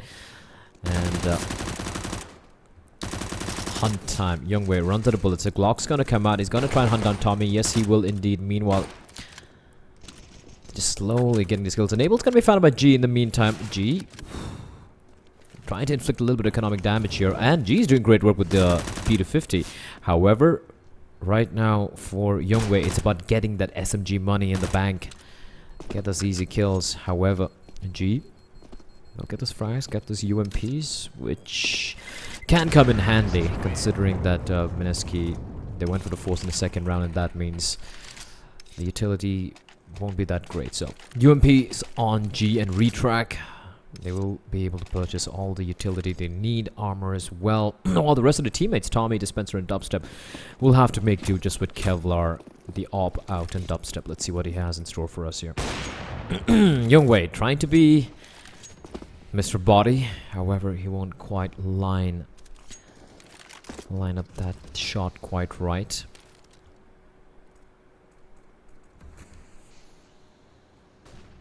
This is the map pick from Dragoon, by the way, so... In the meantime, G pushing up pretty deep, as Dubstep has got the frag onto Enable, all the way towards B mains, and Dubstep's pushing in. He's just not stopping. G slowly inching back. Taz, meanwhile, making some noise over at mid with his teammate. Smoke's gonna come in. He spotted the Molotov coming out, the incendiary rather, as a retrack has given away his position. And still a minute on the clock though for the Dragoons to work with, although they are a man down. Davai pushed up towards mid. He's got control over at that cubby area. As it is going to be an A play. Hands up. Hasn't shown his hand yet. But there are 3 CTs here. Squeaky's going to open. Taz gonna spot out G. G spots out a C4. Young Wei is gonna miss the shot. G doing great work here, picking up 2 quick kills. And has got to control the C4 as well. In the meantime, Dispenser's gonna drop Henza, leaving all the Davai, who's gonna find Dispenser, but 27 seconds remaining on the clock in the 1v3. 2 guys inside of A mains. And there's a guy coming in all the way from Z as well. And Davai is gonna be found out by Tommy. So Mineski winning the first round on board in the first buy round, keeping 3 guns alive as well. And more importantly, Dubstep with the AWP, who opened things up.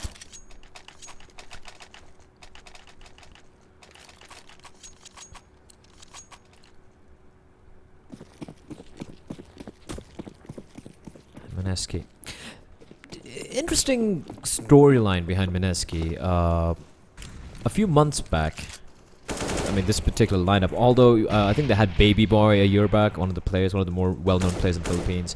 They used to be kind of like the whipping child of SEA. Like every good team they used to face off against, they used to just get destroyed every single time. Oh, in the meantime, hold on to the thought. Dispenser pops up like a jack in the box and rips Taz's head clean off his shoulders. That was clean and easy. And again, man advantage to Mineski with over a minute remaining on the clock. Coming back to my thought there. Ooh, Youngwei does reply back. He catches G, who was wreaking havoc the previous round over in lockers, but this time around Youngwei is gonna take him down, establishing, negating rather the man advantage that Mineski have. And the defense at the A bomb side, Dispenser playing from quads. They have Tommy over in highway, and you can see Retrax is falling back over towards A, but the call out from Dubstep. Dubstep's going for some very ballsy plays here. He's got the smoke. In the meantime, Youngwei is going to assassinate Tommy, but the trade does come in as Dispenser's going to get the frag, but they're making the way towards the B bomb side, and Dubstep over extending a tad too much. Retrag is going to get the kill. Yes, he is looking for more, but Divine is going to take him down, leaving it all down to Dispenser in a 1v2, which is still doable here. He's got the kit, but the bomb is going to get planted. Dispenser, not a great smoke there, but Youngwei's waiting for him, but Dispenser's going to dispense of him, leaving it down all in a 1v1. Davai versus Dispenser. Davai's going to peek around the corner and gonna decapitate Dispenser. And that is going to be the round for Dragoons. Mineski's money is not going to be that great. They had 3 guys stay alive the previous round, so yep, it's going to be pistols, maybe some armor. I'd rather just go for the pistols, because it's going to be just second round loss bonus. They can't afford to invest too much into this round. So CZ's a P250 and a 5.7. An aggression coming out from G. G or Gi, I'm not sure how you exactly pronounce that name. That's G. Just waiting for the smoke. Invested in a couple of smokes, which has been expended now. Dragon's taking it slow. Again, they're playing very default, and I like this. I like the fact that Dragoon, even though they know their opponents would be on a force bar and eco, are not just going for aim duels. They're actually using utility, holding their defaults, and taking it very, very slow indeed. Being very methodical. And this is something which even some of the best teams in the world struggle with. When you know your opponent's on an eco, you just feel like, going for the fights. Enable, I think, has an inkling. Dubstep is there, spots him out, goes for the spray, gets the kill. There's still a guy over in checkers though, and it's gonna be USP and retract. Nothing he can do. He's gonna get murdered. As Dispenser, the CZ hoping to probably get an exit. Tommy far, far away from the action. Dispenser's just gonna hold fort here, just waiting for something to go right for him. But it's going to be round number 5 for Fire Dragoons. And Mineski.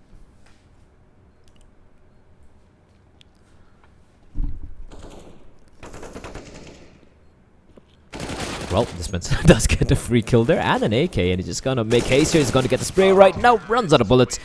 Hens is gonna find him. Youngway, meantime, finding Tommy. That's gonna be round number 5 of Fire Dragoon. Mineski, of course, going for the full leak of the previous round, will be able to buy up.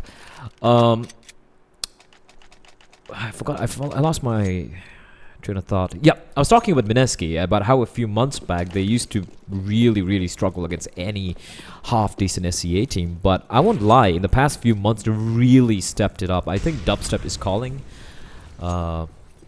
JV, one of the first guys, like when CSGO came out and they used to be just Singapore servers in Asia. I used to actually found him on matchmaking. Really nice guy, and he's kind of, and he wasn't a pro player or wasn't well known in the semi-pro scene in Asia even, and he's really made a name for himself and really made this team look like a much more dangerous force than what it was earlier. Like whoever they played against, like MVP Carnal or Dreamscape, all these guys, they just used to keep getting battered every single game.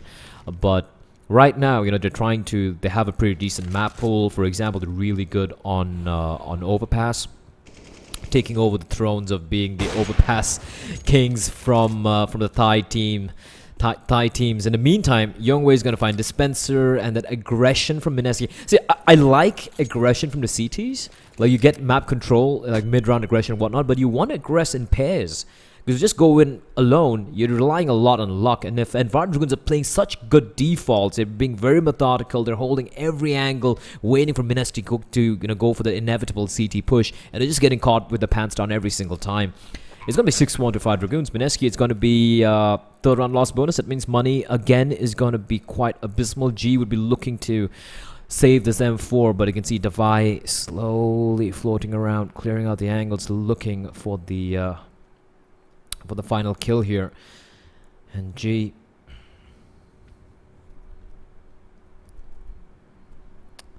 I don't think he's going to be able to save this gun here. Mineski, yep, they've really improved of late, but Cash, they're not looking that solid here. Flashbang comes out, G looks the wrong way, and Davai will get himself a free frag.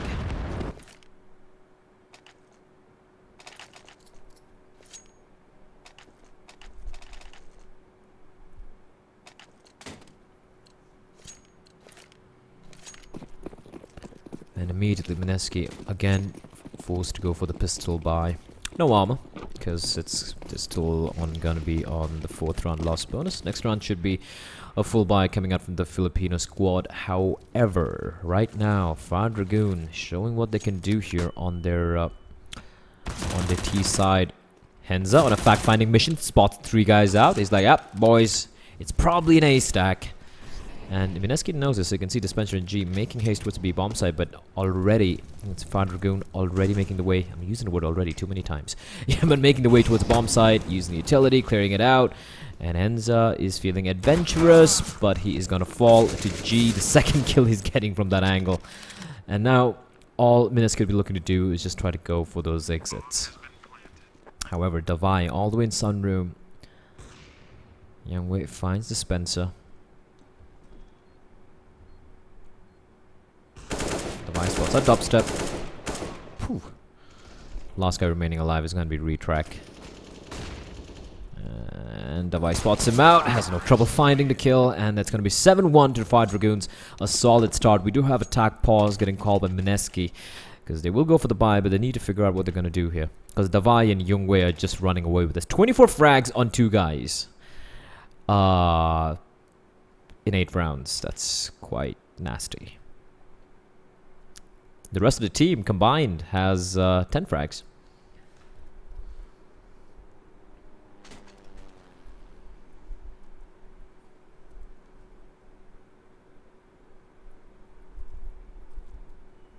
I just need to switch it up. So here's what they're doing, right? They're either playing too passively, or they're going for mid-round aggression or early aggression, where it's not 2 guys going together, just 1 guy walking in, and Fire Dragoon just hold the default. So they walk into Fire Dragoon's crosshairs and they pretty much get free kills every single time. So MiTH need to switch it up. If you're going to aggress, I would like to see some mid-aggression, some mid-control coming out from them. Or maybe, aggressing towards A mains or Squeaky or B mains in pairs. Like two guys working together. This one guy just going on a merry old stroll all alone is just not working out. And Fat Dragoons are playing very, very structured right now at the T side. Youngwei way at the back. This is the thing, right? Youngwei's looking for the aggression. It's like the CDs, they're going to feel a little antsy right now. They might start aggressing in. And we do see some aggression coming out from Dispenser and Dubstep, who have pushed up towards mid. Dubstep over in Vents. And retrack all the way in the B bomb site. So heavy mid presence coming out this time around from Mineski. Tommy over near Shroud Box and retrack playing from Headshot in B. And again, Fire Dragoons, very methodical defaults they have. They're just waiting, holding every angle, waiting for a push to come in from the CTs. Tommy's actually holding a slightly off angle. He could somehow catch someone off guard.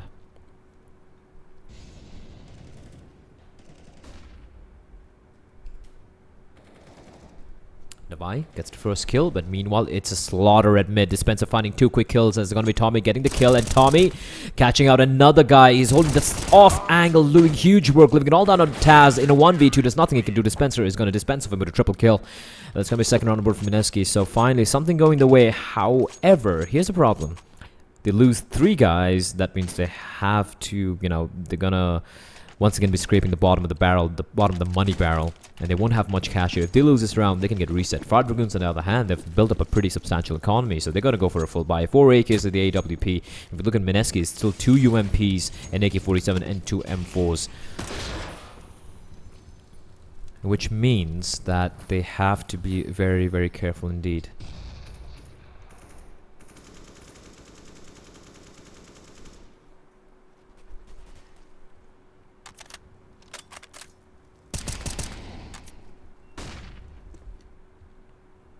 Fire Dragoons, on the other hand, they have...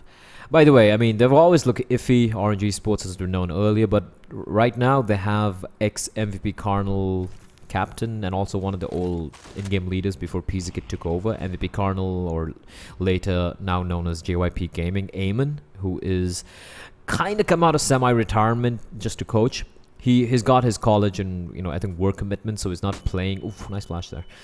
So it's not... He should be careful. Youngwei holding the line. Gee. Gets taken down. Tommy looking to probably pick up that M4, which he will. Flash comes in and Youngwei picks up. Just... Oh my god. Mineski.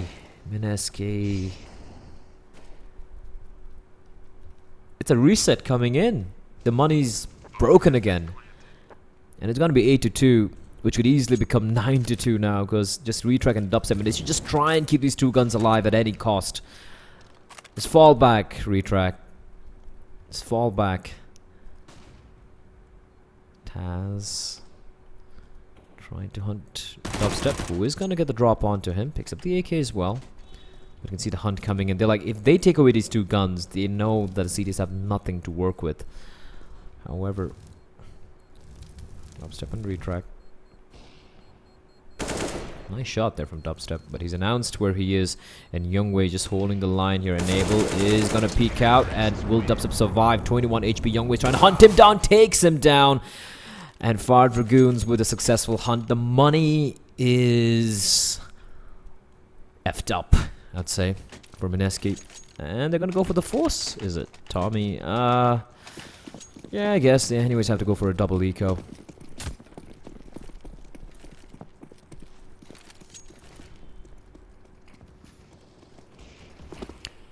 Youngwei, he's starting to wheel that off like the Mjolnir, just whacking Mineski into submission. 16 and 15 on Davai and Youngwei. Dubstep. The fancy nade.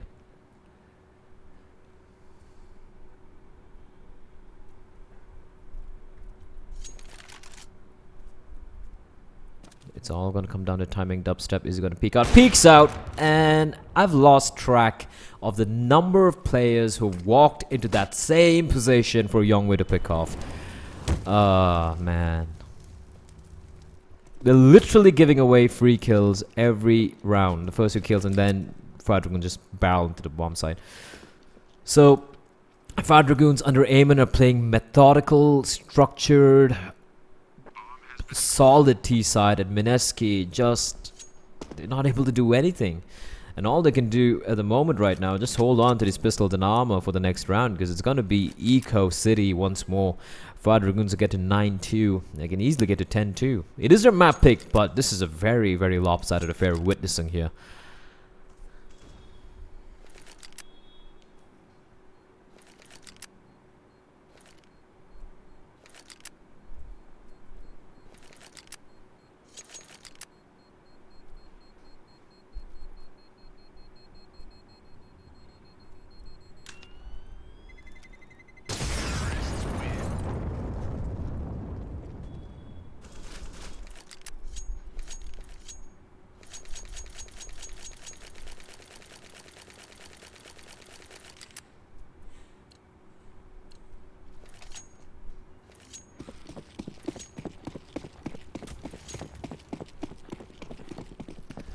So, the 3 pistols and armor is saved. That's about it. And it's a B stack. So here's what Fire Dragoons are playing very smart. Okay, let's take a look here. Let's take some time. Youngwei with the AWP. He's been getting free kills here every single time. Henza looking towards Squeaky's pushed in here. Then you have Enable looking for any B push. Then now Youngwei's fallen back. They were holding initial play. And now the Vi spotting for the counter boost. And they're just holding every angle of push for Mineski. And then you'll see after like a few more seconds elapse, Henza's already got control of Squeaky. So now Taz, he's on a solo mission, just clearing out mains. Enable just holding mid, just making sure no one's there. And they're just playing this very methodically, very, very slow. And it's working out for them. And Henza already opening the door. Look at that, methodical, clean. Use a smoke, they push in. Henza's going to clear the A-bomb site. No one's there in the A-bomb site. C4's going to make its way to the A-bomb site, and the round is done. It's going to be 10-2 for Fire Dragoon. I'm not sure why it's called Dragoon, by the way. I've always wondered why they're called Dragoon. Are dragons pronounced Dragoon in certain languages? In Malay? I don't know. But bombs down. Mineski is like, ah, shit. We're in the wrong site. And, yeah, no point running out. They have Retrack and G have some armor. Might as well just save this. Youngwei, in the meantime, he is on a hunt. G is going to walk straight into his crosshair.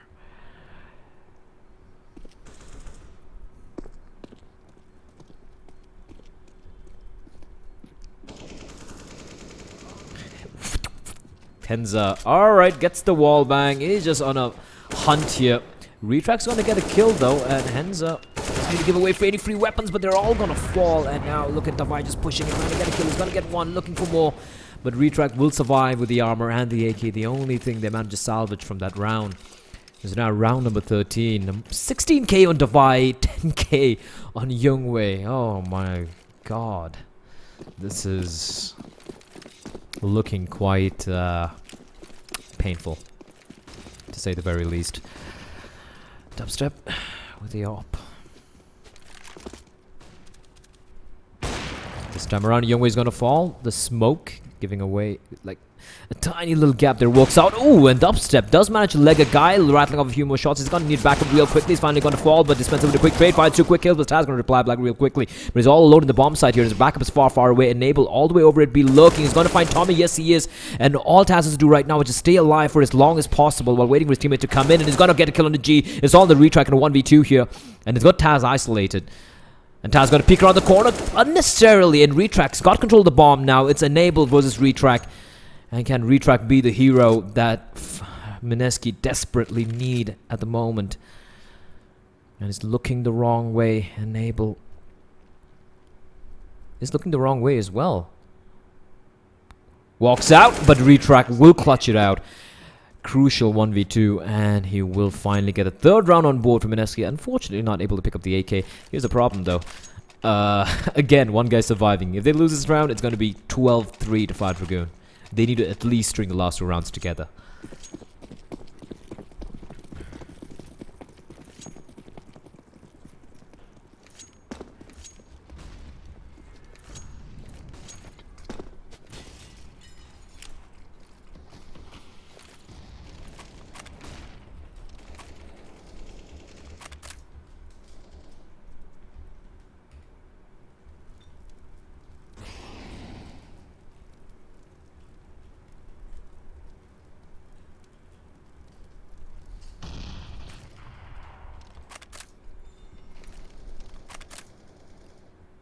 see what they do here on this buy. UMPs, AK, couple of M4s, G. Holding a pretty aggressive angle, but he will be forced back because they don't have utility. They don't have any more smokes. But Dispenser actually aggressing out. And G gets spotted out. Poof! Davai! Taking heads, asking no questions. G will, however, get the trade, and he'll be able to fall back. Tommy, in the meantime, finding Enable, who was on the lurk over at B mains. But now we see Youngwei and Taz. And Henza, he's making a lot of noise. He's just pushing out here. Spots out G. Smoke's gonna isolate G over in highway, but he's gonna push in anyways through the smoke and dubstep all the way over in NBK. He's got to go big here, but Youngwei's looking the wrong way. But Taz is gonna clear out the angle. He's gonna get the headshot, and it's gonna be all down to G. And decide he's gonna find a kill. He needs to find 2 quick kills as well, but it's now a 3v2, and he's gonna look the wrong way. Worst timing possible, but Flame's gonna keep him at bay, and Youngwei finds one, not able to get a second kill, leaving it all down to Henza here in a 1v2. He's been kind of quiet this entire game. He really hasn't had much to do because of Youngwei and Davai, but Henza looks the right direction, gets 1 kill, doesn't know what the other guy is, and G from above, raining death and destruction, gets a quad kill and picks up the op as well. Huge round from G, and somehow Mineski get another round by the skin of their teeth. But Fire Dragoons, they've made so much bank, they will be able to buy up very, very convincingly.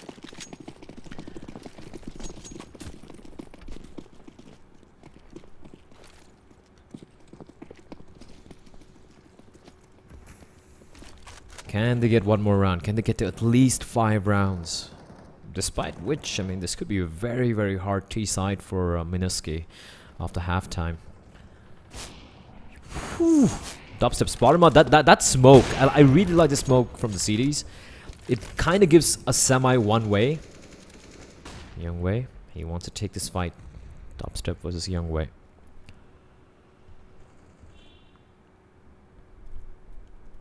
He's baiting out Dubstep. He's going to creep out, spots him out, but Dubstep still gets a drop on him.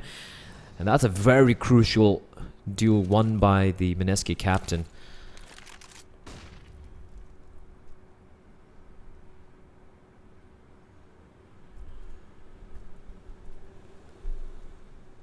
However,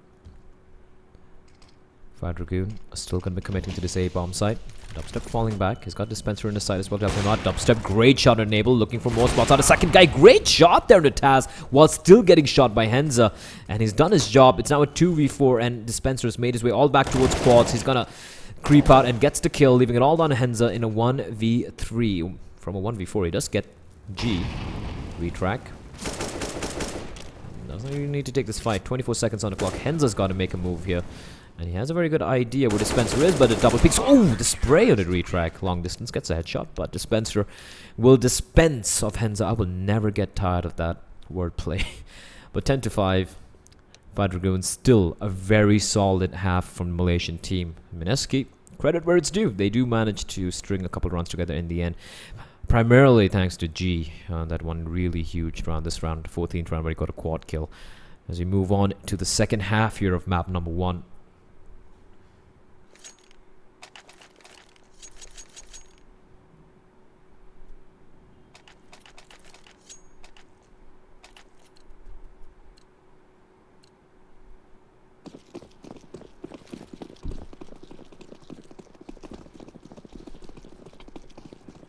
So, Glocks in armor. For almost everyone in Mineski. Dubstep, the captain, taking one for his team. He's going to be on the smoke and a couple of flashes. It's going to be a retake play coming from Fire Dragoons that they have. Taz with the kit and the smoke.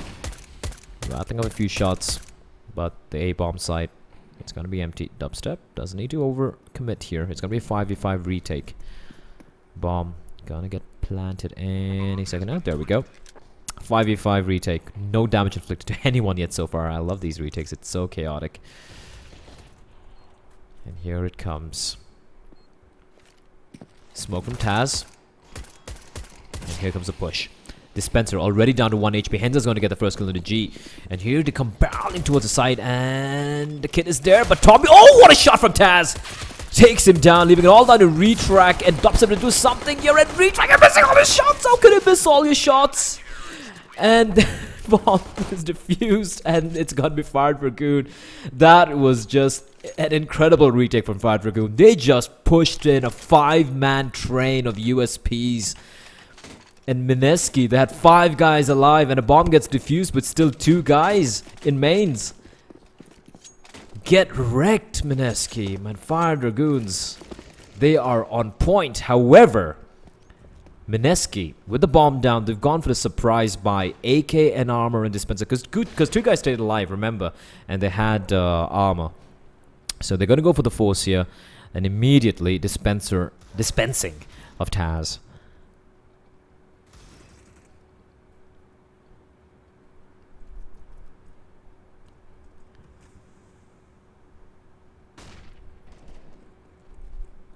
Henza replies back with a frag of his own. G, in the meantime, over in Forklift. Just needs to keep the CTs at bay. And Dispenser's position here is crucial. He can easily cut off the rotation, but okay, this is an interesting call from Fire Dragoon. 3v4, and they immediately call for the save. Something most Asian teams don't do. Fire Dragoons are actually playing a much more traditional form of Counter-Strike. Much more safer, good default, taking it slow. 3v4, they're not feeling it. They're like, look, it's 11-5. And now it's going to be 11-6. Big deal. We still have a 5-round lead. And, you know, instead of just going and dying and being forced to go for an eco, we can actually buy up. 2 UMPs and M4. And, yeah, it's going to be 5-7s, perhaps. It's not going to be a nice buy. It's going to be a 4C buy here. UMP getting dropped there by Henza to his teammate. And Taz might just go for a 5-7 or something. So a small little tactical pause getting called by Fire Dragoons to decide what they're going to do here. Because the utility is pretty sparse. And a weaponry is definitely in favor of Mineski, who's got 2 UMPs, a couple of AKs, and an M4.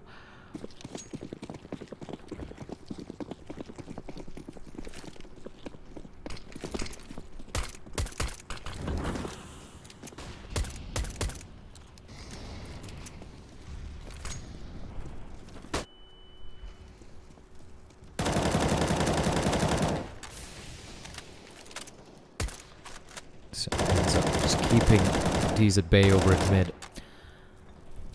Dispenser. Gonna be boosting his teammate up. Mineski. What did I have on the T side? A retry push up all the way towards Sunroom. Where a nice crossfire being set up. I like what Fire Dragoons are doing. They have just UMPs and CZ, so they're making sure that they put the point of contact. Like for example over here, right? They have 3 guys playing up close. So if the T's do make their way here, they can't get caught in this triangle of doom over here. Henza with the M4, the solo guy player over at mid. And Youngwei, he's just got the UMP, but there's no action yet. But there's going to be a lot of action be coming in at the A-bomb side real quickly here. Taz gets spotted out, and he's going to immediately fall back, relinquishing his position. In the meantime, that smoke could actually keep the 3 CTs still at bay here. And Retract's trying to sell something, but he's all alone. And he's going to get 1 kill, but not expecting able to be behind them. In the meantime, Henza is going to get a kill, looking for more goals. So the spray finds another one. Dubster's going to fall, leaving down to a 2v3. And Dispenser's very low as well. He's on 38 points of health. G's got to go big. He's got the bomb. He's going to try and get the bomb down here. And Henza's just rattling off a few bullets. He's just got 35 bullets remaining in his gun as well. It's going to be retake time. And they have 2 kits as well, 2 UMPs, a Molotov, and a flashbang to work with for the CTs. And Henza just comes barreling up, but a perfect flashbang is going to blind him, and he's going to get taken out by G. But look at his flank coming in from behind. Enable, he's going to get this kill. He's going to find a kill on the G, leaving it all on the Dispenser in 1v2. He's got the AK with 20 points of health. He goes for the wild spray, and Molotov's going to come in. 6 bullets remaining. He's not going to get the kill. Enable is going to drop him. And that's going to be Fire Dragoon on the force by bringing it back.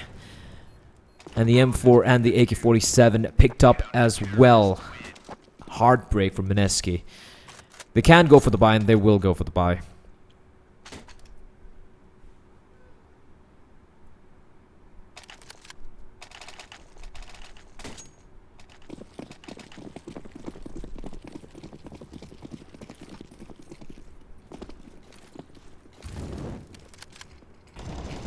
And whatever little glimpse of a comeback that Mineski might have seen on the peripheral vision, immediately getting smacked down to the ground by Fire Dragoon. Mineski do have the buy though. They can still, if they win this, they can still try and string something together. But if they lose this round, they're going to be broke. And Fire Dragoon are going to be 13 rounds. That's just nightmare. That's a nightmare scenario for Mineski. Although it's still map number 1, it is Fire Dragoon's map pick. Second map is going to be on Overpass, where Mineski have actually proved to be quite formidable. Although Dreamscape did completely dismantle them limb from limb and Overpass a couple of days back. But then again, Dreamscape are a league above Fire Dragoon, so Mineski actually might be a little bit more solid here against Fire Dragoon. But that is going to be map number 2. Right now we're still on Cash, where Fire Dragoon are making Mineski sweat here for every single round.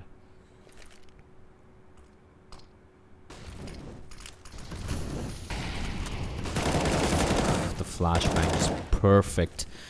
Tommy through the flames, blinded. Taz is going to get another kill. Counter flash is coming in. G will reply back, but Henza and Youngwei just shutting it down. Henza picks up a double kill, 13-6, and a money.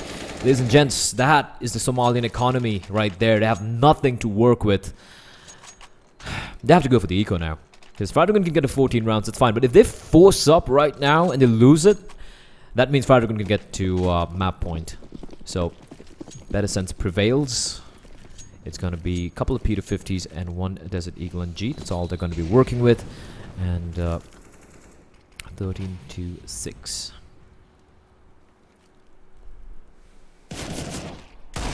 Youngwei spots out G.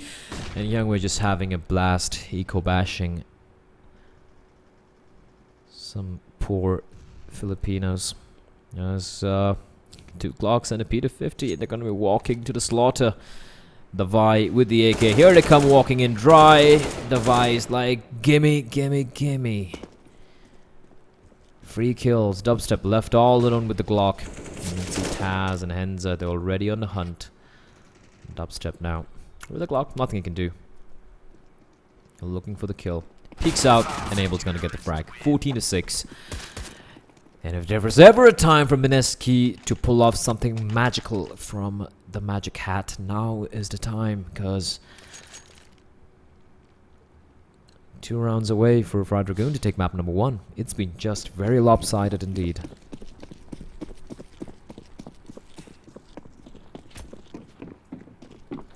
And I won't lie, Fire Dragoon are looking really solid in Cash. I'm not sure it's because of Eamon, but Dispenser pushing out aggressively in Henza. Someone back this guy, just taking down everyone. Blinded or not, he doesn't care.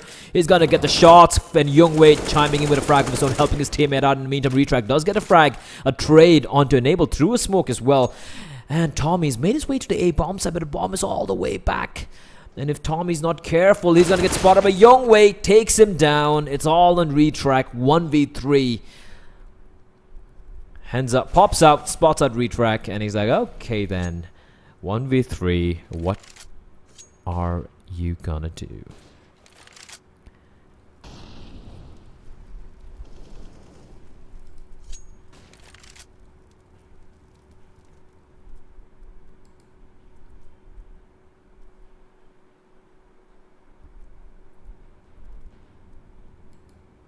Retrack, making its way towards A. Unfortunately for him, Henza is above, and I don't think he's going to be expecting this.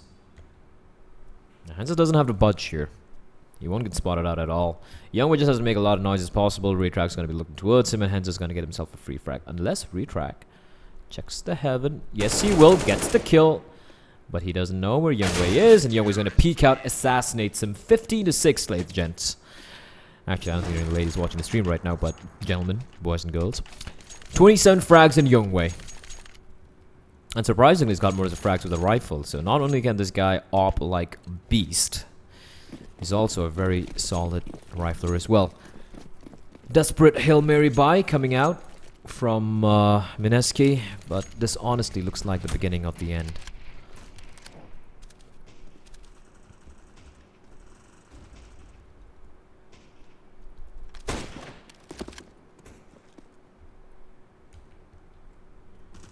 And they might not be expecting this to counter boost in potentially the final round. And dubstep, the spray from Henza, wild as a wild child. Won't find anything. Flashes himself as well. He's still on top, and he's gonna find a frag. And Dubstep's on half HP with a scout, and things are so painful. So painful that Dubstep would be expecting this. Henzai just strikes like a viper. Finally, he's gonna fall to G. But the damage is done. However, Dispenser out of nowhere picks up a kill, finds another one. And now it's a 2v3.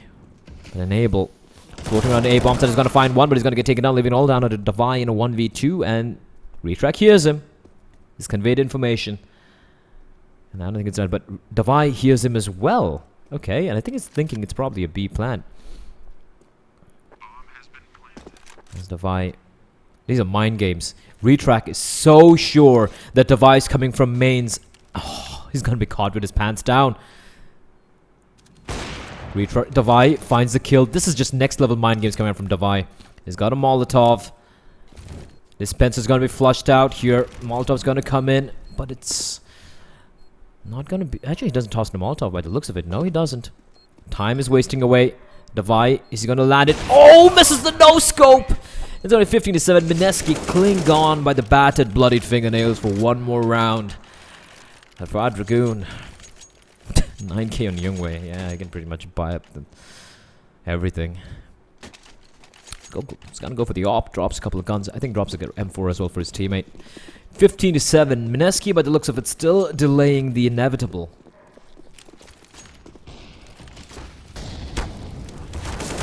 And Dispenser cremated on top of Boost. His body a fiery mess.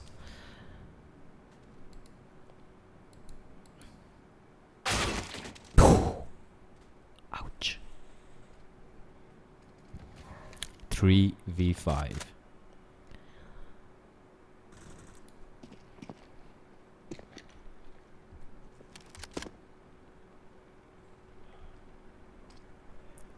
What can they do? They're going towards A side.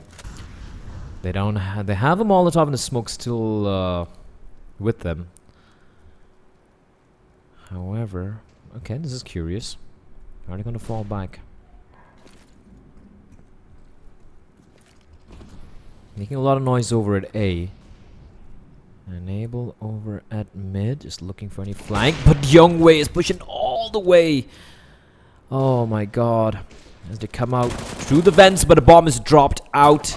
And Youngwei is going to get the final kill. Finishing things off and, yeah, well, basically putting Mineski out of the misery. 16-7, a very one-sided affair and a flaw. I mean, not flawless, but a very, very good, convincing T side and a CD side coming out from Fire Dragoon. They're looking like a very different team today, to be very honest. They've looked very shaky off late, but right now they are definitely on point. So map 2 is going to be Overpass, which is Mineski's pick, and also a map that they're very, very comfortable on. However, the way Fire Dragoons are playing right now, I don't think it's going to be that easy for Mineski. So 1-0 to Fire Dragoon. 16-7 will be the scoreline off Cash. Map number 2 is coming up at a very quick break. It's going to be the final map of the evening. Don't go anywhere. We'll be back very, very soon.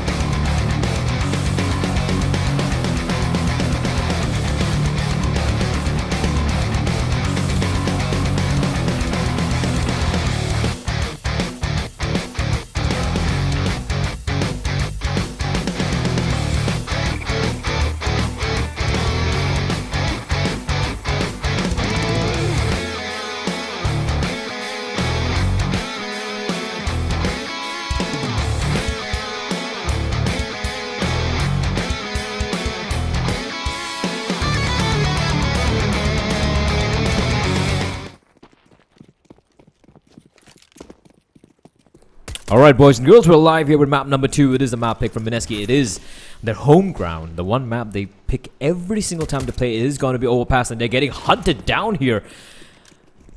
Fire Dragoons being hunted down. My bad, got a little confused there. As Mineski getting a lot of control. I like this. Immediately falling back. Forcing the rotation. Now they have 1, 2, 3. 3 guys.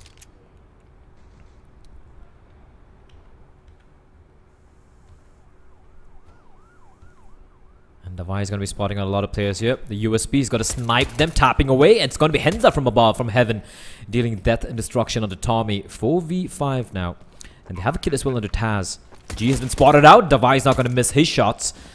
And now this is not going to be easy here. Retrack hugging towards the sandbags. He needs to help his teammate out, but he's going to be forced back through the smoke. Meanwhile, we have Dubstep, who hasn't been spotted out, but he's going to be found by Taz, leaving it all down now to Retrack. 1v3. The smoke's still blooming, and he's going to push in here. Is he going to get the kill? As his charges out. Oh, and he gets the kill, and he gets knifed in the face. And Henza with a little bit more slashes through the throat. As Fire Dragoon with almost a flawless retake there. And all the Mineski had the right idea in mind. They needed a smoke to cross over. And getting taken down. It was a 3v5 as soon as the bomb got planted. So, Fire Dragoon again starting on point. But the bomb is planted, so Mineski will go for the just for the upgraded pistols, probably trying to, you know, hopefully get some frags, try and get the bomb done. Maybe, although it's unlikely they will be able to win this round. I don't like what Henza's doing. He's reading this right, because in case Mineski, you know, in this sort of round, you might expect the T's to just, you know, push in from long, because most of the time CDs won't be playing long. And here it comes. Henza holding the line. Spots out G. Free kill for him. Peeks out wide. Spots out the 2 guys. But Dubstep's gonna find his face. Pushing in, trying to get the gun. But he is gonna be found out by Youngwei. And Taz is there to decapitate Retrack. Just 1 gun lost. And M4 will be retrieved as well. So just a UMP lost. Fire Dragoon with a very, very nice anti-eco there. Although, to be honest, Mineski just had pistols, upgraded pistols. Now the AKs come out with the armor. Utility will be very sparse because they just got the bomb down once on the pistol round.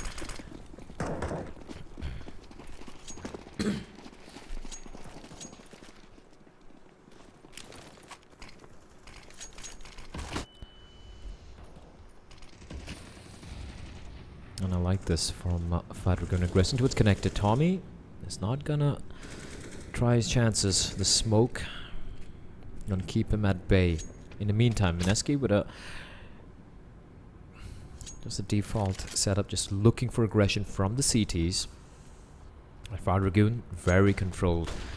Not pushing out Taz in the meantime. Will fall towards second mid. And Henza gets the kill. G's gonna fall. Again, man advantage going the way of Fire Dragoon early on. And you can see them immediately falling back, not hanging around unnecessarily. So Retrack, he will not get the trade. Mineski taking this very slow. Fire Dragoon still haven't taken a single point of damage, and they're a man up. Youngwei and Enable. The problem for Mineski is going to be when Youngwei gets his hands on the AWP. And he's going to be a turret in the A-bomb site. He's trying to jump spot something. Haven't seen anyone yet. Picks out towards long. Sees the dispenser.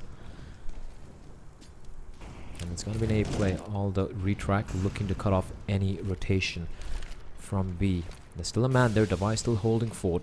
But the bomb is making its way towards A. We're enabled. Dubs is going to get the kill in the Henza. That's a nice frag there. But a flashbang's going to blind both players. Tommy's going to get a kill. They're not able to get a second one. It's Dubstep. And it's going to be enabled. Just dancing around. Trying to stay alive for as long as possible. Leaving all down to Dubstep in the site. He's going to get the bomb down. Retrack in the meantime holding the line. But he's so very low. Retrack. 8 HP. And he's just going to do his best ostrich impression. Look down. If I can see you, you can see me. Davai and Taz now on the retake. And I like what Dubstep has done. He's left long, coming in all the way from bathrooms, which is just going to try and bait out for his teammate. He's going to get double team, however, and Davai finds both the kills on the retake, and that is going to be round number 3 for Fire Dragoon. Mineski get the bomb down, but doesn't really matter. They will have to go for another recount here, and Fire Dragoon, good opportunity for them to make it round number 4.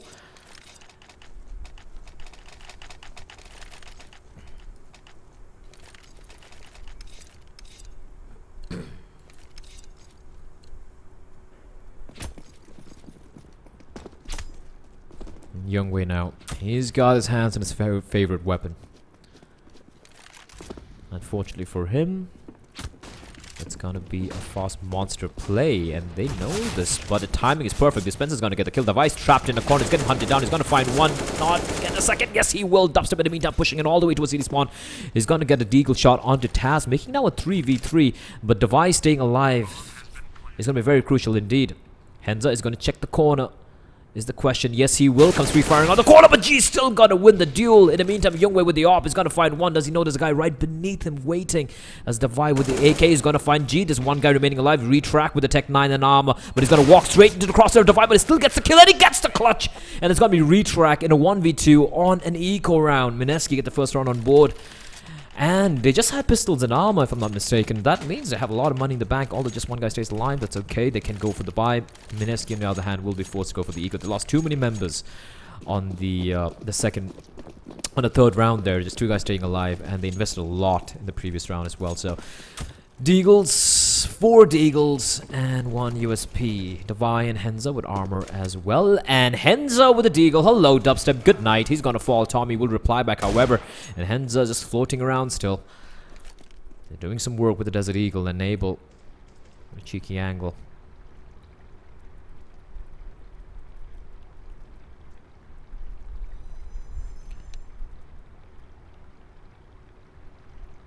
Henza regressing out, spots out Tommy, taking the fight. He's gonna fall back. 38 HP is all he has left to work with. He does have the armor, but he's gonna get hunted down by G. Taz gets the shot into G, 44 HP, but he's gonna fall. In the meantime, the A-bomb site already gonna make their way here. G tossing a Molotov towards bank, and you can see the bomb is making its way towards the A-bomb site as the Retrack's gonna find Enable, and the Vi left alone with an armor and Deagle. Money's still gonna be pretty bad for Fire Dragoon. Enable, Taz, Youngwei all below 2k, and they're gonna be getting the second round loss bonus, which is $1,900. So that means money's still gonna be pretty bad. It's gonna be about $3,500 and 3 players. All the Divine Henza can go for a full buy.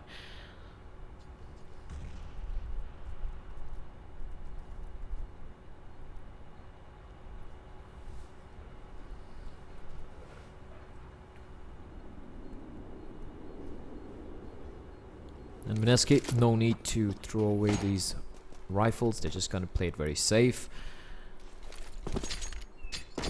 Trying to retrieve the AWP, but they can't.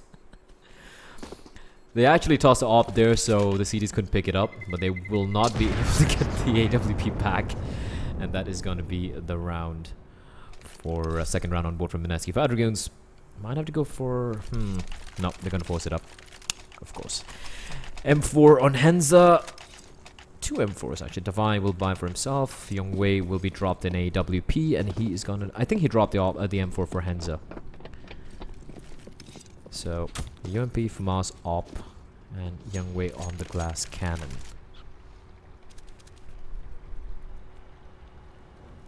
Looks like it's gonna be a B play though. Molotov raining in. Flashbang comes out. Devi with the flashbang, not able to blind many people as the dispenser out wide, but Devi's gonna get killed on a G. This Molotov's gonna dissipate, but Dubstep with a shot! What was that from Dubstep? Where did he even get him from? Great shot there from Dubstep, decapitates him through the edge of the wall.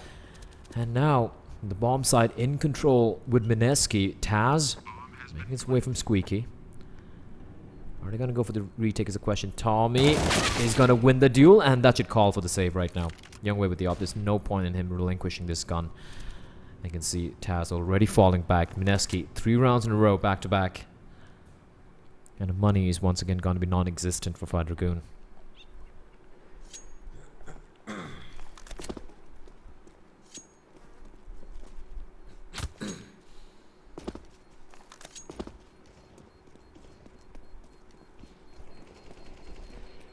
Youngwei trying to stay alive, but he's gonna get found out. And Taz, last guy remaining with the FAMAS, he will survive.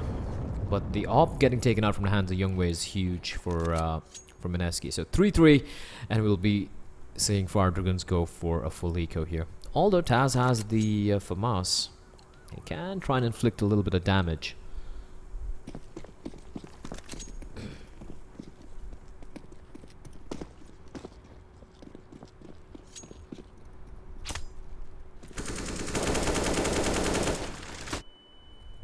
Dispenser solo running out towards B short. Youngway is trying to be sneaky here. Molotov's gonna come in. Pretty little Molotov there. G is gonna check his corner.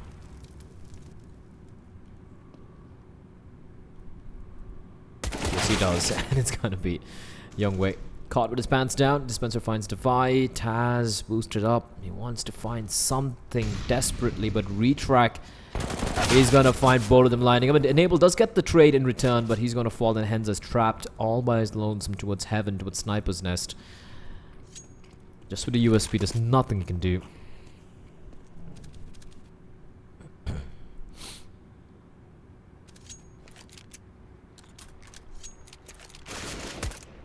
Dispenser spots out Henza. We should win this duel very comfortably.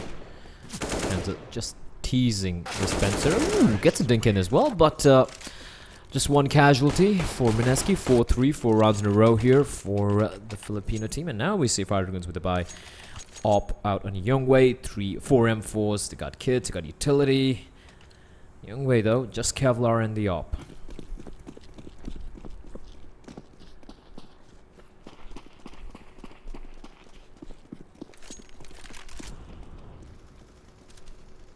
Dubstep, however, is holding the line, but he's looking the wrong way.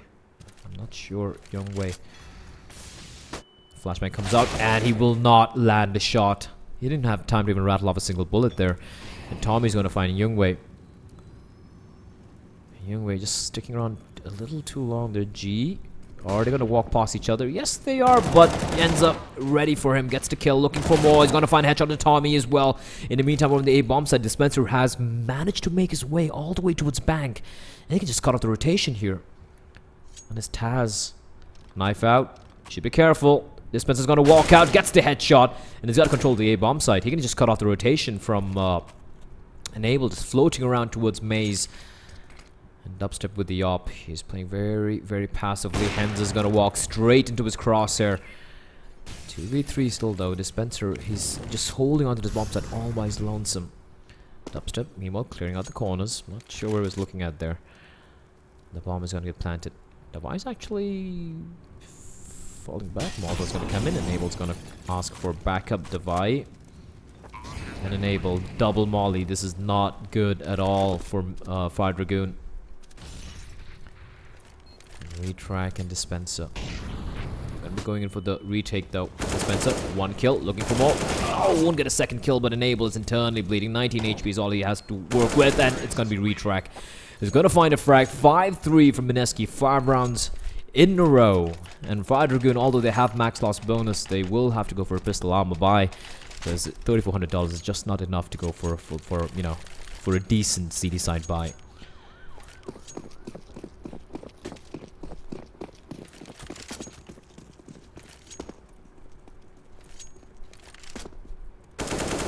Retrack, just going for the wall bang, won't find anything. Aggression towards Connector from Fire Dragoon. Mineski, that smoke's bad. If Hansa peeks out, he's dead.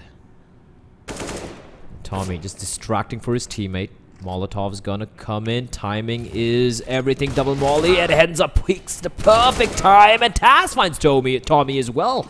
And all of a sudden, 2 guns retrieved. And Taz and Henza, they have armor as well to work with, although they're quite low. In the meantime, Dispenser again going for a merry stroll through the park. And he's going to find himself an empty bomb site once more. Retrack holding towards Monster. The C4 and Dubstep with the AWP looking for anyone to push up ladder. And Dispenser, he's going to make his way towards the A bomb site as a Retrack. Taps away and Divide. They both walk into his crosshair. Dispenser being very sneaky. Is he aware there's another guy, though, is a question beneath Bank. And he's not going to overextend himself. Or is he? He's actually going to walk out. This Enable. He spotted him out. He spotted him out. One tap in the head. 2v2. And the bomb's still not down. Dubstep's got his op, though. Looking for Enable to walk out. And he will indeed. Taz left alone. 1v2. No kit. Got Kevlar in the AK.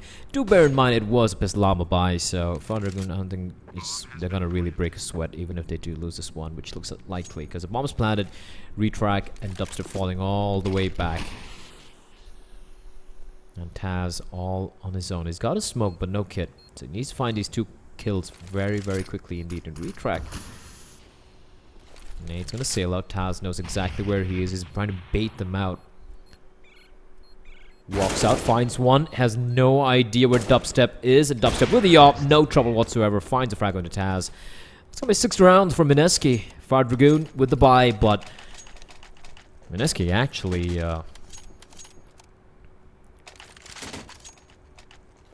having a solid side here. They've actually won every rifle buy, and this one was a pistol armor buy. So 6 rounds in a row. Fire Dragoons, while they looked extremely solid on cash, the CD side leaves a lot lacking on overpass.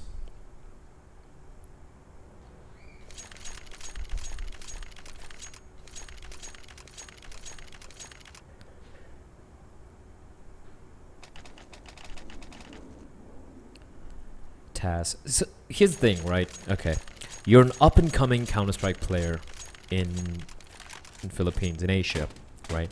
And let's be honest, Asian Counter-Strike is multiple levels below any decent scene. Like the South American scene. Okay, to be honest, when it comes to South American scene, like obviously the best teams that would be SK and Immortals and even Luminosity to a certain degree. But okay, let's talk about the 3 best teams from South America. Then we have Tier 1 North America, Tier 2 NA, Tier 1 EU, Tier 2 EU, Tier 3 EU. The Asian scene is below all of them. Let's be honest. It's below all of them. And you're trying to make a name for yourself, right? You're trying to make a name for yourself, trying to win games, trying to, you know, you're playing in a semi-pro team or a pro team. I'm not sure if Mineski are a massive organization, by the way, at least in Dota 2.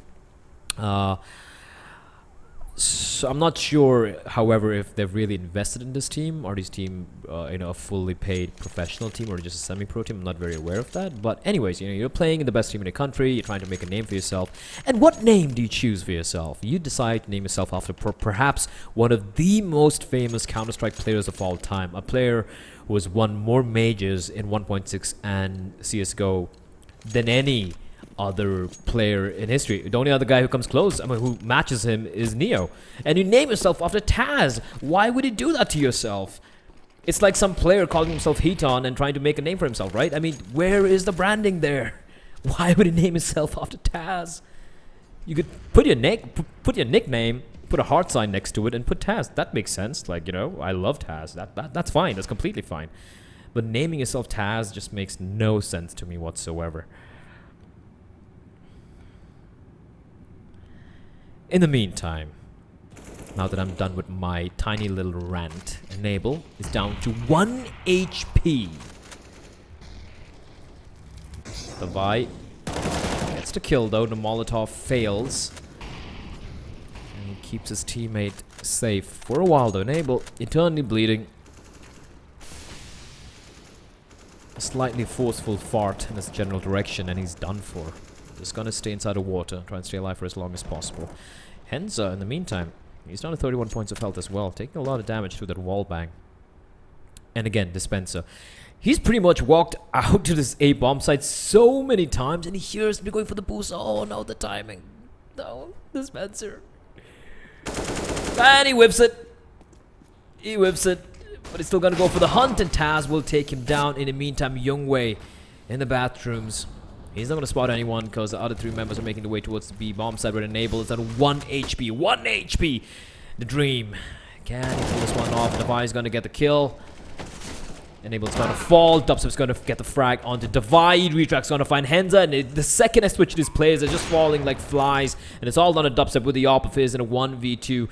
He knows where Youngwei is. He's going to peek out. Timing is everything. He sees a flash coming out.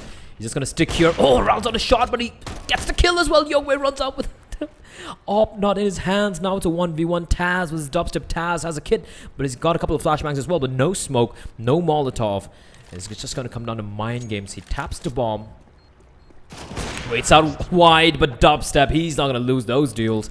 6-3 from Mineski and Fire Dragoons. Well, the money is not that great again, but still they're going to go for the force. 3 guys will be able to buy up M4s.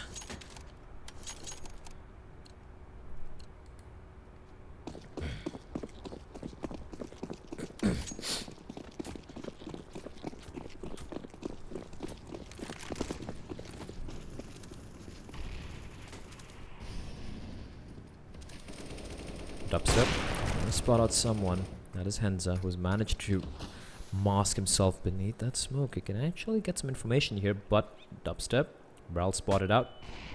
Henza just hugging the wall. Peeks out, perfectly timed, gets the kill. There's still a man though, it's gonna be Dispenser, and Henza's getting hunted down, is pushing in here. He can actually catch G off guard, but no, G's gonna get the kill. And that's gonna be the man advantage neutralized. Taz still floating around near Fountain. He should be careful. He hears Dispenser, but he's out in the open. Dispenser's gonna dispense of him. I will never get tired of saying that.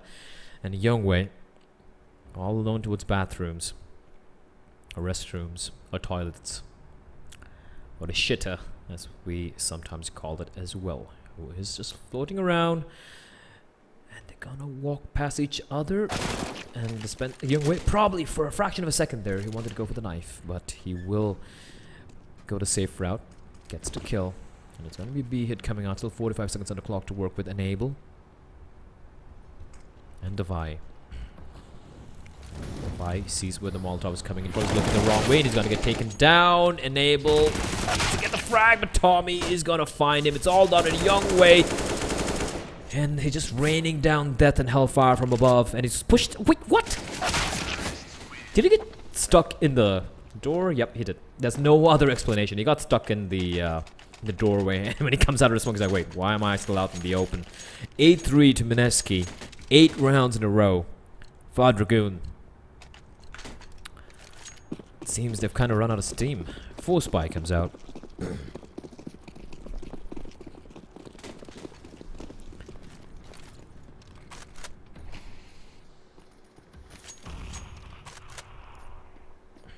Youngwei. The only guy with the M4. Meanwhile, Henza and Taz on a fact-finding mission over in Connector, where again, Mineski playing very, very passively. Slowly creeping up, methodically getting map control. Youngwei is alone towards bathrooms here. Very risky from him. Hopefully, this time around he doesn't get stuck. Dubstep finds a frag on a Youngwei. Tommy is going to find both Taz and Henza. And it's all on Devi. They're just falling like flies out in the open, taking the fight. Enable's going to get the kill in the meantime onto Retrack, and he's going to try and pick up the AK, which he will indeed. But that's Loud G all the way inside of the B bomb site.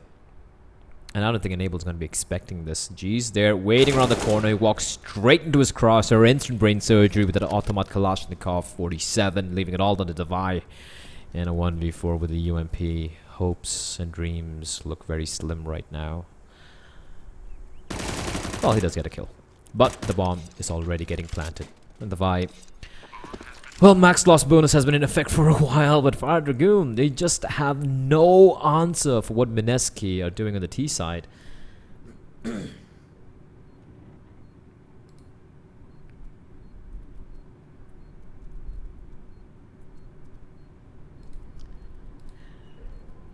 both the teams being very convincing on their map picks. For those of you just tuning in, Cash was a map pick for Fire Dragoon. The first map, and they won it 16-7, a very one-sided affair. And right now, this is just basically Mineski paying back Fire Dragoon for the drubbing they suffered early on. Devi gets an exit kill, but to be very honest, I don't think Mineski is going to be too worried about it. 10k on Retrack, and he's going to buy up and drop for his team, I think. So it's down to $6,000. But look at the cash, man. I mean, they have an average of about what, $7,000. So 9-3, Fire Dragoon are just gonna keep forcing their way. Try and get one more round, break the streak from Mineski, but Mineski are having none of it. They're just going at it full on. Dispenser on just a very ballsy push. I think they feel Fire Dragoon might just go for an eco. This could actually catch him off guard. A crossfire has been set up, but Henza's gonna get the first kill. Will trades work out? The Henza caught in the corner. Tommy he knows where Henza is. Henza's trapped here. He's got to come out, and it's going to be Tommy. He's going to decapitate him. In the meantime, the bomb is still over in Fountain, as Taz will be forced to rotate all the way over to the A bomb side, where Mineski slowed it down again. They have all the map control they need. There's just one guy over in B. Devi falls. It's a B bomb side completely in control again with Mineski. The CD side defense being stretched thin. Retrack. And Dubstep with that op of his. He's just got his crosshair trained. Devi, his arm gets shot at, and he is going to get taken down by Retrack. B bomb side. is empty. Taz will get a kill, although there is a man over in heaven enabled there. He's gonna crowd on towards CD spawn. It's a 2v3. The bomb is gonna get planted, but look at G. He's making a lot of noise. And Enable hears this. He's gonna call out his teammate. There is a guy coming in from behind. Be careful. But the fact that G is here, he's just delaying this retake. Enable, however, is pushed in, but is all alone. And Taz is still paranoid. There's someone there, and he might actually find G. Yeah, he will get the kill, but it's delayed. It's so much, and it's gonna be Dubstep who's gonna find Enable. It's all on Taz. Old man Taz. Victor from Virtus Pro. I kid. It's all on Taz here, who is gonna run away, run to the hills with the AK-47. 10-3 from Mineski. 10 rounds in a row. They haven't lost a single buy round, and Retract will hunt down Taz as well. They take no guns into the next round, which is the penultimate round of the first half. And my god, Mineski are just taking a dump down the throat of Fire Dragoon right now. This is just revenge for map number 1.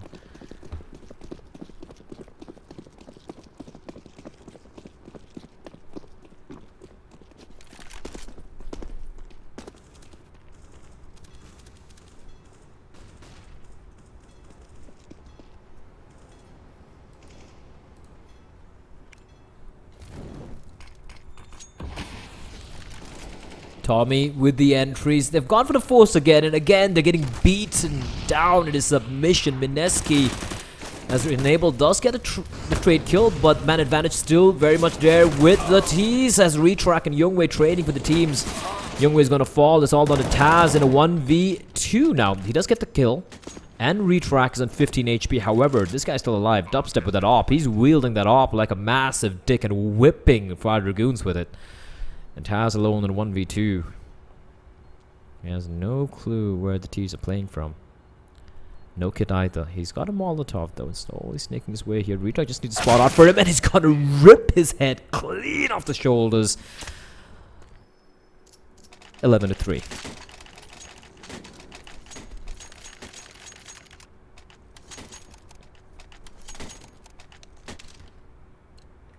And this is just Mineski giving it back to Fire Dragoon.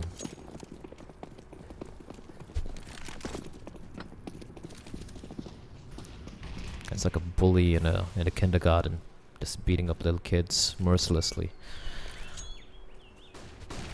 Of course, final round, force buy, Enable. Some aggression coming out from the CTs, Divide and Enable pushing in towards B short and getting the frag. Taz finds G as well. Suddenly, 3v5 here in the final round of the first half. Will Fire Dragoon win their first gun round? Tommy will find Youngwei. Henza is being very, very sneaky. Oh, now they know where he is. And look at Dispenser is pushing all the way towards bank. But the bomb is with Dubstep, and he's all the way over at B, and all Dispenser has to do is just stay alive, get a kill if he can, and he's trying to hunt down Henza, who's going to walk straight into his crosshair. He's got the frag. All the 3 CTs are all the way in the A bomb side. There's no one in B, and Dubstep, he needs to go now. Enable, though, he's made his way towards heaven. And he's going to be running into a CD spawn. He has an inkling that it is going to be the B bomb site, and Malta's going to come in. He can sneak in through, however, but Flashback's gonna come out. Dispenser holding the line. I swear to God, if they lose this round as well, Fire Dragoon to just... Yeah, I mean, I don't know what to say. This Dubstep with the AWP. Oh, he's picked up an AK actually, swapping it out. And using the smoke, Dispenser's gonna get a kill on Enable. Taz gonna be spotted out, taking a lot of damage. He's gonna walk out here, and it's all on Dubstep. 1v1. Davai is gonna get his head ripped clean off his shoulders. 12-3. Mineski win 12 rounds. 12 rounds in a row. This is a very definition of getting brutalized. That's molested. And Mineski, holy shit. But that's a way to make a statement.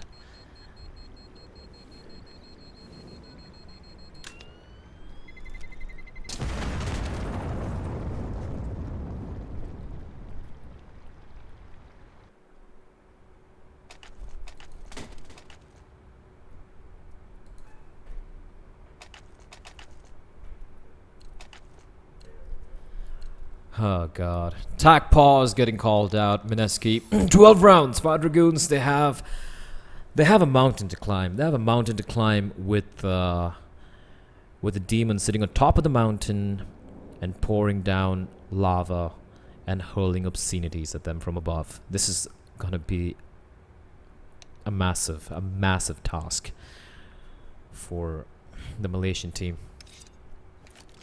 Well, at least they win the first map, so at least that's saving grace.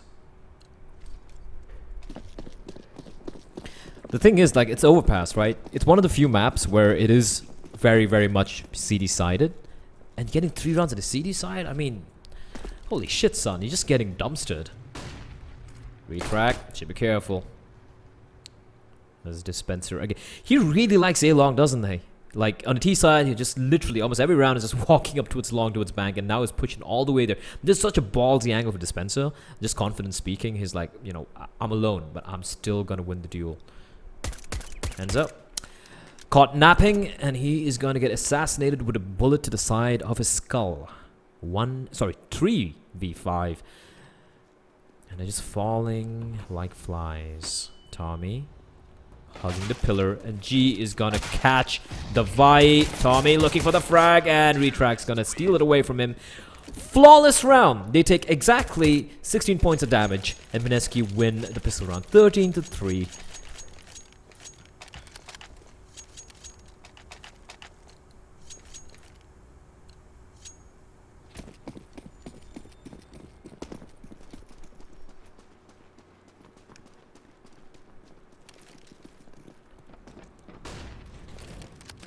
Oh god, this is just painful. I need some eye bleach after this. The thing is, Cash wasn't as one-sided as this. At least Mineski got 7 rounds on Cash. You know, there were some moments. It came down to some clutches here and there, but this has just been a stomp. Fire Dragoons with the force buy. Youngwei already bleeding, hemorrhaging out of his ass. I like saying arse instead of ass. Ass is such an American thing to say, and arse is... It's so much more... It sounds so much more classier, right? Arse. Or ass. Ass just sounds a little... not that great. Retract spots out a guy coming out of Monster, and he's gonna get mowed down. However, G is very much there inside the water. Dubstep meanwhile raining death and hellfire from above, but Devi is gonna get the kill, but he's both very low here. Devi and Youngwei. Youngwei's gonna fall to Dubstep. Dubstep is just racking up the kills. Finally he's gonna fall to Enable. That was a 2v2. Devi inside the water, and Enable's gonna find Dispenser, leaving it all down to Tommy, who might not be expecting Devi inside the water, but a bomb is dropped in the side with 37 seconds left to work with. Devi and Enable, can they steal this round back? The 2v1, but both are low, especially Devi. Tommy caught looking the wrong way. Devi is gonna get the kill, and finally, ladies and gentlemen, Mineski will lose a round after 14 rounds. They've won 13 in a row, 13 rounds in a row, and 12 of that was on the T side of Overpass, like Fire Dragoon. They get to 4 rounds.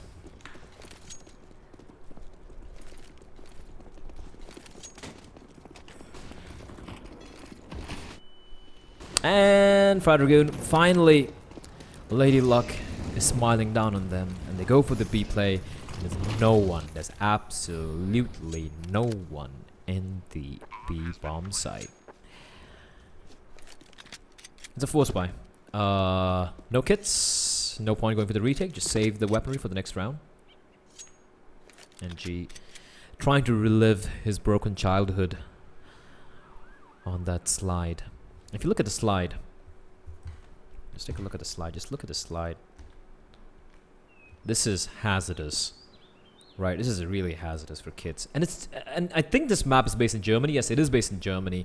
And the fact that Germany has such a broken slide, I doubt that. I mean, one thing about Germany is you know, everything works perfectly. The game is literally unplayable. Valve, please fix. You would never find a broken seesaw in Germany.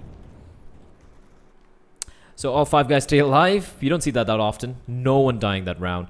And Mineski will, well, you know, just going to try and pull something off this round. I like flying around maps. It's fun. Ooh, quite picturesque. Look at that. Look at that blurry backdrop. We're back in the game. Retract with the deagle.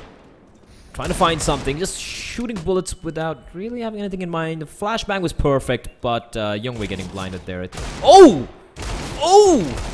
Ooh, baby, a double. Retract finds two, looking for more here. Not like this, Fire Dragoon. Please don't lose this map like this. Taz is bleeding internally. Retract picks up the AK, gets the kill. Henza does reply back, but it's now a 2v3. The bomb is dropped inside of Playground. And Retract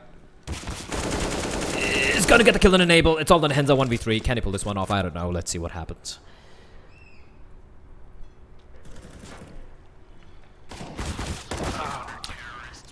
They get taken down. Retract with the quad kill.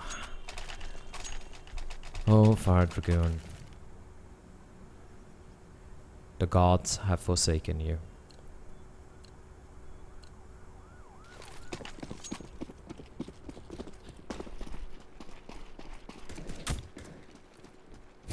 I just don't know what to say anymore. Fire Dragoon just getting destroyed. I'm just assuming that they don't have any. They haven't really played this map. That's the only reasoning behind such an abysmal, horrific CD side.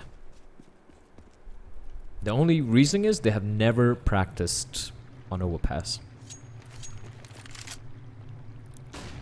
G is contemplating life, staring into the wall, wondering whether a graffiti would work out fine here. Henza's gonna find Tommy in the meantime. So at least the opening kill going the way of Fire Dragoon. They need this. They need to win this round. If they lose this round, they're gonna be broke, and it's gonna be map point for Mineski.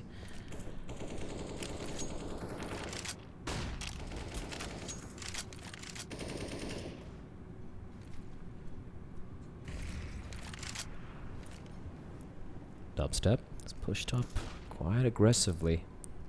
Can actually get a lot of information, but he's got to make a play. He's waiting very, very passively. Meanwhile, it's going to be B play. G, he's going to spray two of them down. Retract's going to find enable as well. It's all down to Henza. Oh, God. And he's going to get shut down from behind. Or maybe not. Dubstep. He's playing the long con here. Henza. Will he be expecting Dubstep to sneak in from behind, all the way from Monster? Dubstep is being very, very patient here. Henza's gonna try and get the bomb down and spot it out. Taken down. 15-5. Mineski a 1 round away from. So, okay, map number 1. Let me just take a look here. Map number 1 is 16-7 to Fire Dragoon, and this map just might be 16-5. So, just looking at the score lines, I think Mineski have come out on top, although it's going to be a draw by the looks of it. I really don't see Fire Dragoon coming back from this. They just got completely, utterly outplayed by the Filipino team on their map pick. And Mineski, they have proven themselves that they're probably one of the best teams on Overpass, but still, I mean, this is not just about being completely outplayed. Fire Dragoons really never had a chance in this map. They just didn't show anything whatsoever. 3 rounds on the CD side? Come on.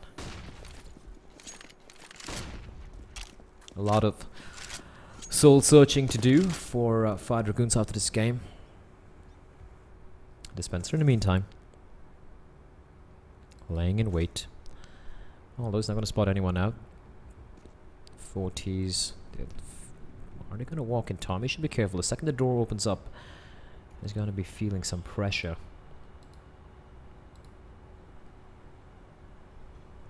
Uh-oh. Uh-oh. It gets caught out. 4v4.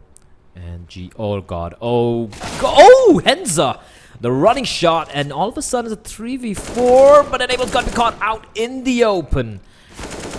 Dubstep tapping away. Not able to land the headshot quite right. But now it is a 2v3. As Dubstep's going to get his face punched in. Dispenser's going to get the kill. Taz's going to reply back real quickly. Now it's a 1v1. Devive versus Retract has got the kit. But neither of them have any utility to work with.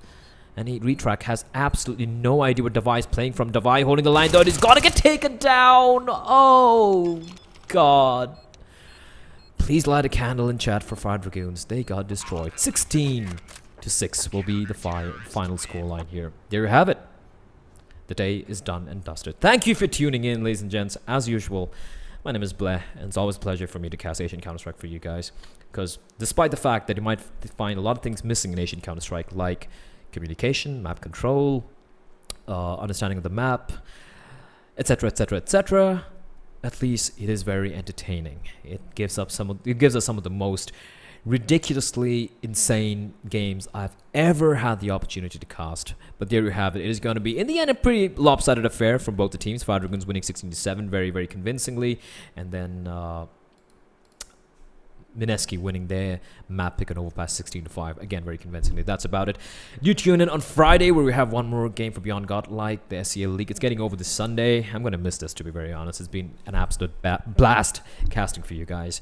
I hope you guys enjoyed the stream. You do drop a follow to the Beyond Godlike guys. They're pretty chilled out bunch of folks from Thailand. And if you like my cast, you can follow me at officialbleh on Twitter. Well, I like talking and crapping about Asian CSGO. It's pretty fun. And that's it from my end here. GG, well played. You guys have a wonderful evening, and I'll see you guys another time.